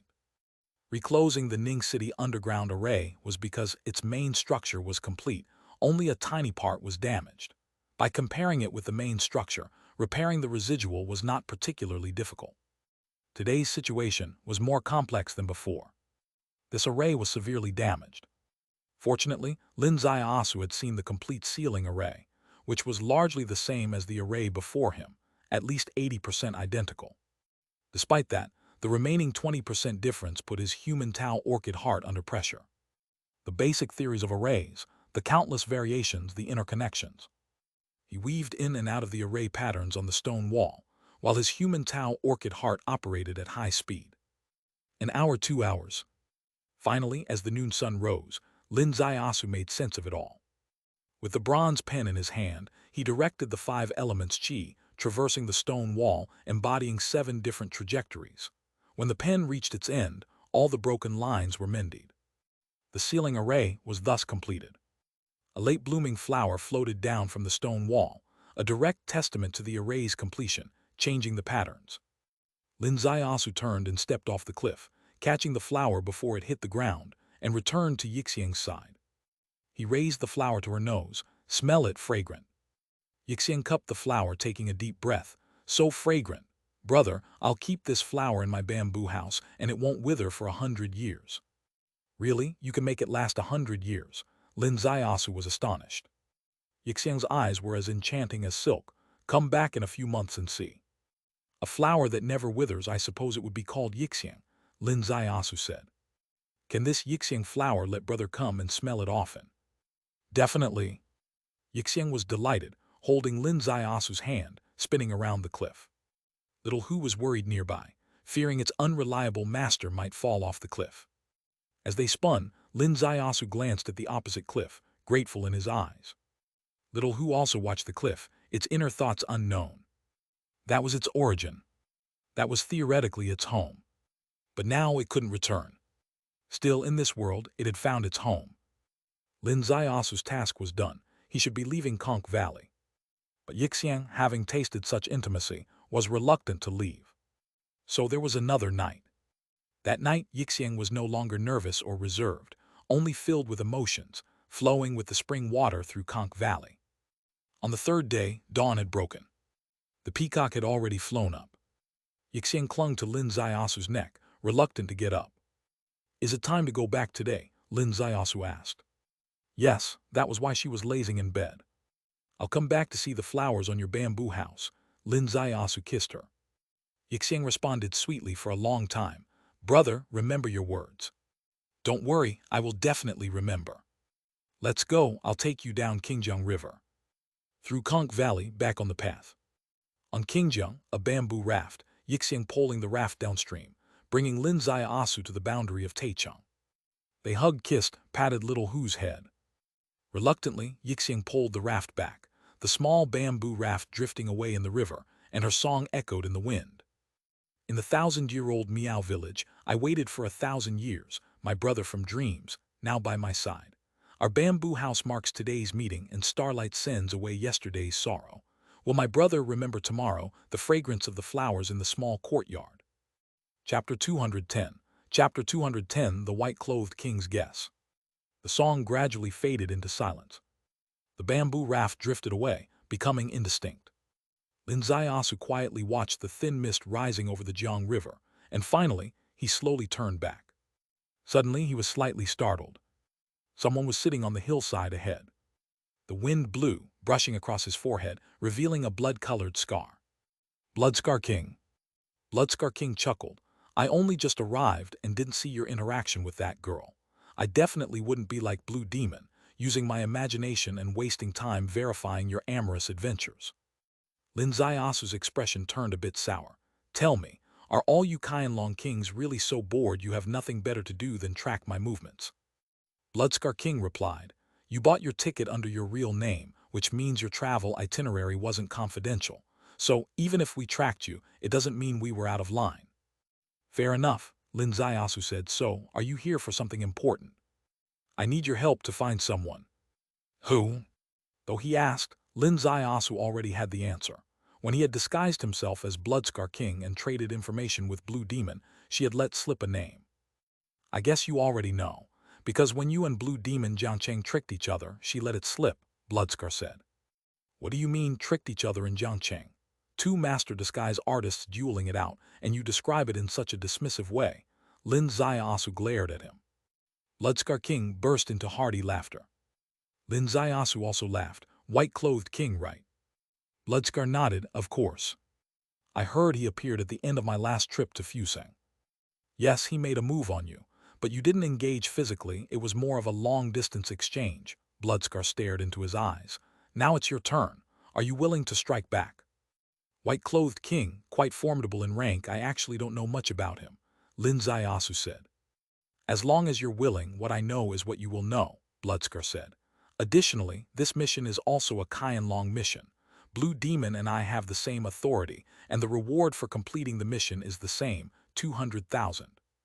What are the criteria for completing the mission? Finding this person or killing this person? Lin Zaiasu asked. Of course, just finding this person. As for killing him, that's not a regular mission, that's an SSS-level mission. SSS-level missions, those are Heavenly King-level tasks.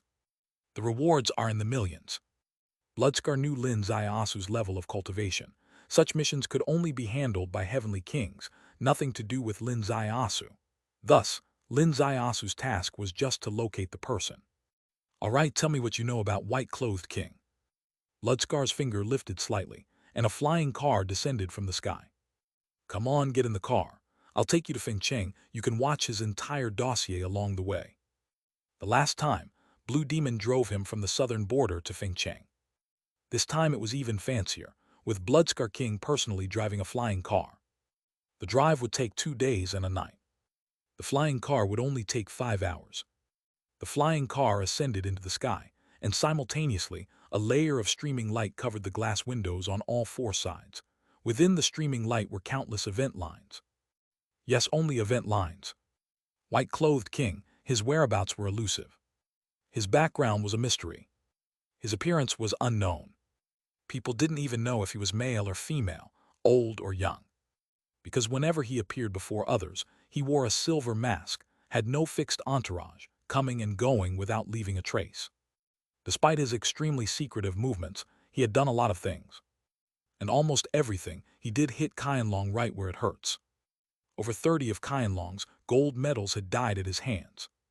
13 Western world strongholds, painstakingly established by Qianlong, had been personally obliterated by him. Yes, obliterated. Anyone related to those strongholds was killed without mercy, including women and children. Apart from those directly related to Qianlong, there were also numerous scientists and engineers. It seemed that as long as someone was beneficial to Daxia country, he would kill them. This even included some political leaders from Western countries. Those who were more friendly to Daxia country were also his targets for slaughter. In summary, he harbored a perverse hatred for Daxia country. These event lines span a full 12 years. The most recent one was 6 months ago. There's not much to go on in terms of finding him. Is there anything more recent? Lin Zaiasu scanned everything around them. The data inside was almost fully imprinted in his mind at a glance. The time point he was most focused on had given him a blow. Because the events, timing, all exceeded the scope of time retrospection, even if he went to the places the white-clothed king had been now, it would be impossible to locate him through time retrospection. So he needed an event within the past month. And he also needed the precise location of the white-clothed king when that event occurred. Since the time he appeared in Fusang, there's been no news, Bloodskar said. No more recent event clues. Fusang, that was in July. It was now late October. 3 months. Time retrospection was completely useless. Although Lin Zaiasu hadn't tested how far back his time retrospection could go recently, he guessed it couldn't extend beyond a month. No way it could reach 3 months. Bloodskar said, although there are no incident lines, his cultivation technique is very unique. Is there any way to start from there? Cultivation technique. Lin Zaiasu's eyes lit up slightly. What kind of special technique? He can kill with flying flower-picking leaves. Such cultivation is extremely rare in contemporary ancient martial cultivation. And he can turn an ice flower into an ultimate lethal weapon with high-speed rotation. I've only seen him do it. Flying flower-picking leaves. Ice flower spinning at high speed turning into an ultimate weapon. Lin Zaiasu's eyes were gleaming. Have you seen this high-speed spinning ice flower yourself? Bloodskar's expression turned somewhat strange. He slowly raised a finger and pointed to his own forehead. This scar was caused by that ice flower. I used dragon scale to block it. Dragon scale got broken. The remaining ice flower hit my forehead, and it became the shameful imprint of me, a heavenly king of this generation. Lin Zaiasu stared at the scar dazedly. An ice flower that shattered dragon scale. Injured this great heavenly king. What kind of ice flower was that? He gently closed his eyes. I can almost imagine the power of this ice flower. Amidst a blizzard, an ice flower like a raging dragon, sweeping across, engulfing all the snow along the way, roaring in, incredibly fierce and sharp. Is it that kind of scene? No, you're wrong, just the opposite, Bloodskar said. If that ice flower was as you described, it wouldn't have hurt me. In fact, when this ice flower flew out, it didn't disturb a single snowflake around it. Lin Zaiasu's eyes snapped open. A peculiar light shone from his eyes. You thinking of something? Do you know this kind of cultivation technique? Bloodskar's heart gave a sudden thump. Lin Zaiasu said, in the northwest I once saw someone. What kind of person? With a blade of grass in hand, it flew out skimming over the grass, not stirring the surrounding grass even a bit. Lin Zaiasu said, but that very grass arrow tore apart a glacier wolf with ease. Tore apart? Bloodskar trembled all over. Yes, the usual flying flower-picking leaves could at best pierce through the wolf's body, but this one tore apart, the entire body, except for a wolf's head. Everything else was just fragments. This person, who was it? Bloodskar's eyes shone brightly. He was almost certain that this person and the white-clothed king practiced the same cultivation technique. He cultivated in ancient martial arts. He was a legendary king of the Qianlong, and he had been exposed to many martial arts classics. The flying flower-picking leaves was not rare to him. He could do it himself, but the ice flower of his ultimate opponent was not the ordinary kind. This was a highly enigmatic spinning dark energy. Calling it dark energy because when it was unleashed, there was no sound, it didn't disturb the surroundings. The spinning fully manifested when it reached the target. Bloodskar knew very well the power of that spin, the scar on his forehead constantly reminding him. He had never heard of any ancient martial true chi with such high-speed, rotating dark energy.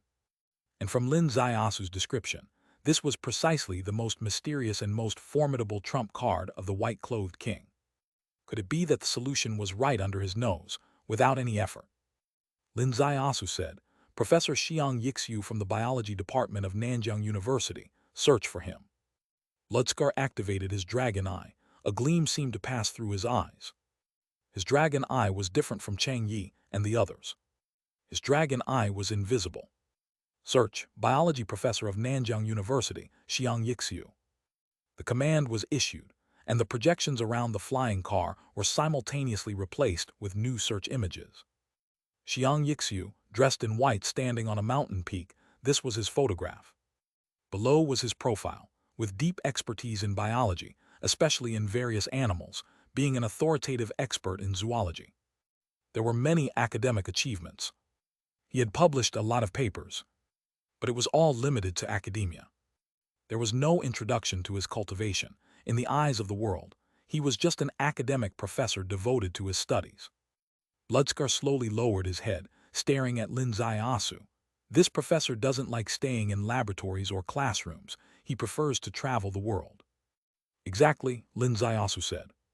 He is also a visiting professor at Princeton University in Yingyu country, holding passports from almost all Western countries. Not just Princeton University, he is also a visiting professor at Yinglun University, and even an honorary citizen of Man's Town in the United Kingdom, simply because he once resolved an exotic beast crisis for Man's Town. Bloodscar took a deep breath. In this photo, he is wearing white clothes. When you saw him, what was he wearing? Coincidentally, he was also dressed in white, Lin Ziasu said. Bloodscar let out a long breath. Same cultivation technique, the convenience of global travel, and a fondness for white clothing. Such a coincidence. What do you think? Lin Ziasu only provided the information, not judgments. Bloodscar caught the ball he had kicked and changed the perspective. Then give me an idea. What should I do? Lin Ziasu spoke directly. Intercept him in a small grove in the dead of night and kill him directly. When Chang Yi and Blue Demon go on missions with you, you always plan meticulously for them, but when it's my turn, you're so nonchalant. Bloodscar glared at him. Is it because of gender differences, or because the money hasn't been credited yet and you're not eager to plan? Lin Ziasu smiled. What I said is indeed the most effective plan. Bloodscar stared at him, his expression slowly changing. This wasn't nonchalance, it was an effective plan. Effective? Lin Ziasu said, this plan has only one issue. What is it? Can you withstand the most extreme scenario? The most extreme scenario. He didn't elaborate, but Bloodscar clearly understood. Bloodscar smiled lightly. Don't worry, in the entirety of Daxia, besides Jing Lei, no one can kill me in one strike. Then there's no problem, Lin Ziasu said. No need to fly to Fengcheng, head straight to Nanjing University. If this trip is successful, I owe you a favor, Bloodscar said. Favors aren't necessary. How about you increase the bonus? You are obsessed with money. Aren't you being a bit too vulgar? Bloodscar rolled his eyes. The bonus can't be increased. The limit for information gathering tasks is 200,000. To increase it, you'd need to amend the Qianlong regulations. My favor will be repaid, for example. I won't tell Chang Yi or Blue Demon about seeing you kiss that girl today. Damn. Lin Ziasu rolled his eyes at him and answered with a long string of ellipses. Chapter 211. Chapter 211 Campus Ambush. The sun sets in the west. Nanjing University campus quiets down from the daytime hustle and bustle. Poplar trees become desolate in the twilight, and the campus paths fall asleep in the dusk. A figure in white walks along the path, casual and carefree. He is Nanjing University professor Xiang Yixiu. As one of the younger professors at the university, as one of the youngest industry experts in all of Daxia. Maybe youngest is a bit of an exaggeration. One of is more appropriate. He is someone who lives quite comfortably in this society. He does not marry. He does not have children. His salary and various incomes are enough for him to live happily and freely, and he can chat about life with his graduate students whenever he wants. For example, this past week he went abroad with that female graduate student, had a really great time. After returning, he heard lots of rumors about him. Of course, mostly derogatory. They say he is a professor during the day, but a beast at night. They say he is civilized but not spirited during the day, and spirited but not civilized at night. They say he engages in nepotism. But does he care? Life is just this one time. Living freely matches the school's principles. Indeed, I have explored life with a graduate student, so what? She is unmarried, I am unmarried, what law have we broken? You say I'm engaging in nepotism. What is nepotism? If it means I lifted her skirt, brought her over, then yes, I admit it. But did this harm anyone? I really brought her over. Her professional skills have genuinely improved. She enjoyed the pleasures of life. She was ecstatic. Why should those outsiders worry? Tonight I'll send her another message. Review the 18 dragon-flying phoenix styles. Bite me if you dare. Xiang Yixiu was quite pleased with himself. Suddenly he felt a chill. Northwest nights are naturally cool, but this coolness was clearly different from that of the natural world. Xiang Yixiu whirled around. As he turned, his hair flew up. His sharp eyes pierced through the night. In the darkness, a faint flash, a dagger breaking through the gap in time and space, reaching his brow. Xiang Yixiu's pupils suddenly constricted, and with a push of his foot, he retreated 10 yards backward. In that instant, he clearly saw the assailant's appearance. Long hair blowing in the fierce wind, with a striking red scar on his forehead. The scar made the entire person appear rough and mysterious. Swoosh! Xiang Yixiu's figure turned rapidly, changing position just as the dagger reached its endpoint. Who are you? You should know. The assailant's figure suddenly blurred, transforming into 7 figures, 7 daggers, making it impossible to distinguish reality from illusion. Xiang Yixiu touched his toes and soared upward, poplar leaves falling in a shower. He extended his hand, holding 3 leaves. With a flick of his wrist, the leaves spun rapidly, shooting towards 3 positions. 2 shadows were pierced through by the leaves, obviously illusions. The third, as the leaves reached it, the figure flickered and vanished, the leaves striking a stone behind him, which exploded. Amidst the flying fragments, the figure circled like a snake, appearing behind Xiang Yixiu, the dagger aimed at his back. This strike was abrupt beyond words. Seeing that Xiang Yixiu was unable to evade, suddenly he twisted his body, turning his back into his chest. Is it possible he preferred to die painfully, by facing the dagger with his chest? However, the outcome was obviously not what the assassin wished. Xiang Yixiu spun, his palms transforming into countless badhai leaves. Swoosh! His right hand, formed into a badhai leaf, suddenly closed, capturing the attacking wrist firmly in an almost impossible move, the dagger reaching his chest, unable to move forward even an inch. And his left hand, the middle finger, trembled slightly, piercing towards the attacker's brow. A soft sound echoed as a strand of the attacker's hair was pulverized before his middle finger, like a super drill, showing no visible rotation, though it carried a high-speed true chi flow. The deadly finger approached the attacker's brow within half an inch. Suddenly it stopped. Who are you really? Xiang Yixiu's voice was low, intensely serious. The words had scarcely fallen when the wrist in his hand exploded with powerful energy, thrusting Xiang Yixiu backward. The attacker tapped his toes on the ground, morphing into 9 shadows. The 9 shadows fled in 9 directions, merging behind a rock into one figure, disappearing the next moment. Xiang Yixiu stared blankly at the direction of the attacker's disappearance, his face showing surprise.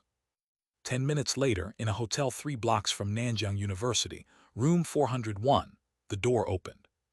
Blood Trace King entered the room. Lin Ziasu stood by the window, looking at the night scene outside. We've met, Blood Trace King said. A flash of light in Lin Ziasu's eyes. Outcome. He's not the white-clothed king. Blood Trace King seemed somewhat disappointed. How can you tell? I gave him an opportunity to deliver a fatal blow, but he didn't take it. Instead, he was still wondering who I was. Blood Trace King said. One sentence, explaining the previous assassination attempt. The one who launched the deadly attack against Xiang Yixiu was Blood Trace King. The thrusts, fierce and unparalleled, appeared to be full force, but in reality it was still a feint. Blood Trace King's initial attacks were roughly equivalent to his peak performance battling White-Clothed King 3 years ago. But not his true cultivation now. His purpose was to give Xiang Yixiu a chance. Xiang Yixiu indeed seized this chance, almost killing him with one finger. However, Xiang Yixiu did not deliver the fatal blow. Instead, he asked the soul-searching question, who are you? If he were White-Clothed King, he would certainly recognize Blood Trace King. Upon getting that rare opportunity, he wouldn't hesitate to kill. Xiang Yixiu hesitated, which meant he wasn't White-Clothed King. Since he wasn't, Blood Trace King didn't need to continue the facade, burst his true power, and withdraw from the fight. That was the clever design of the recent battle. It was Lin Zaiasu's planning, the true core of straightforward and brutal assassination. Lin Zaiasu smiled softly. That's good. Good, Blood Trace King's brow furrowed. The verification failed, you call this good. Actually, deep in my heart, I didn't want him to be white-clothed king.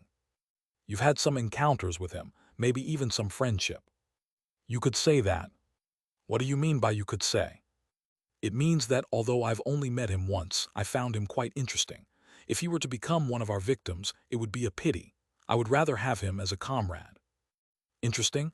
Tell me what you find interesting about him. Blood Trace King sat down, picking up the teacup from the table.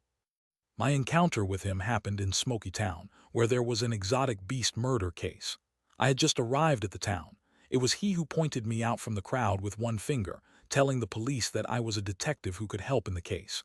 So, we worked together on the case. Blood Trace King held the teacup near his mouth. He recognized you at that time, and it was such a coincidence he pointed you out. Whether he deliberately waited for me in Smoky Town doesn't really matter. What matters is what happened afterward. Afterward? What happened afterward? Lin Zaiasu revealed everything. He and Xiang Yixiu chased the glacier wolf across the prairie, truly pursuing it. The glacier wolf tried to kill people on the opposite slope. They genuinely saved people. Lin Zaiasu brought out all his battle strength. And so did Xiang Yixiu. A blade of grass flew close to the ground, tearing the glacier wolf apart, exposing their abilities. Xiang Yixiu's exceptional movement technique also was revealed in such moments. If fundamentally he were a bad person or had great secrets, knowing Lin Zaiasu was a detective with unclear relations to Qianlong, wouldn't he avoid exposure? The young shepherd mother's life or death wouldn't matter to him. That's what is called revealing true character in the face of life or death. The more interesting part comes later. Xiang Yixiu invited him to Nanjiang University and showed him all his life's research materials. These materials were genuinely useful. The Ning City Fierce Beast case was resolved thanks to them.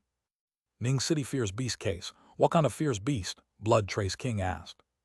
You guys in Qianlong really keep feet off the ground. Let me tell you, this case is complicated. It's the first recorded appearance of an underground race in millions of years. Underground race, indigenous not content with their inner world indigenous. Blood Trace King's face changed. Exactly, Lin Zaiasu replied. Regarding the indigenous, perhaps Qianlong's research isn't as deep as Xiang Yixiu's because the underground race is his genuine research focus. Blood Trace King felt a stir. He truly knows about your ties to Qianlong. Obviously he does. Blood Trace King asked, giving you those materials, does it have any other implication? Certainly. Blood Trace King slowly raised his gaze. And I say if he truly aims to serve the country, why not hand the materials directly to Qianlong? I'm not him, I don't know his true reasons, but if I were to guess, I'd say there are two possibilities, Lin Zaiasu said. First, his school doesn't allow it. Second, he might not trust Qianlong. At least he's unsure if a certain Qianlong member is truly trustworthy. Blood Trace King held the teacup and slowly stood up. The materials don't mention his school. Do you know his school? Great Sun Ziyu Temple. Great Sun Ziyu Temple, Vajrayana. Blood Trace King's eyes lit up. Practicing martial arts, he surely knows Tibet's Vajrayana. Great Sun Ziyu Temple is a renowned temple in Tibet, highly reputable, advocating detachment. It appears as a temple, but is more detached than any. People there can marry, have children, and even practice dual cultivation. The saying, heart has Buddha, no need for spirit mountain pilgrimage fits them. Vajrayana is a common term, possibly. In Kunkang there's another name, Lin Zaiasu said.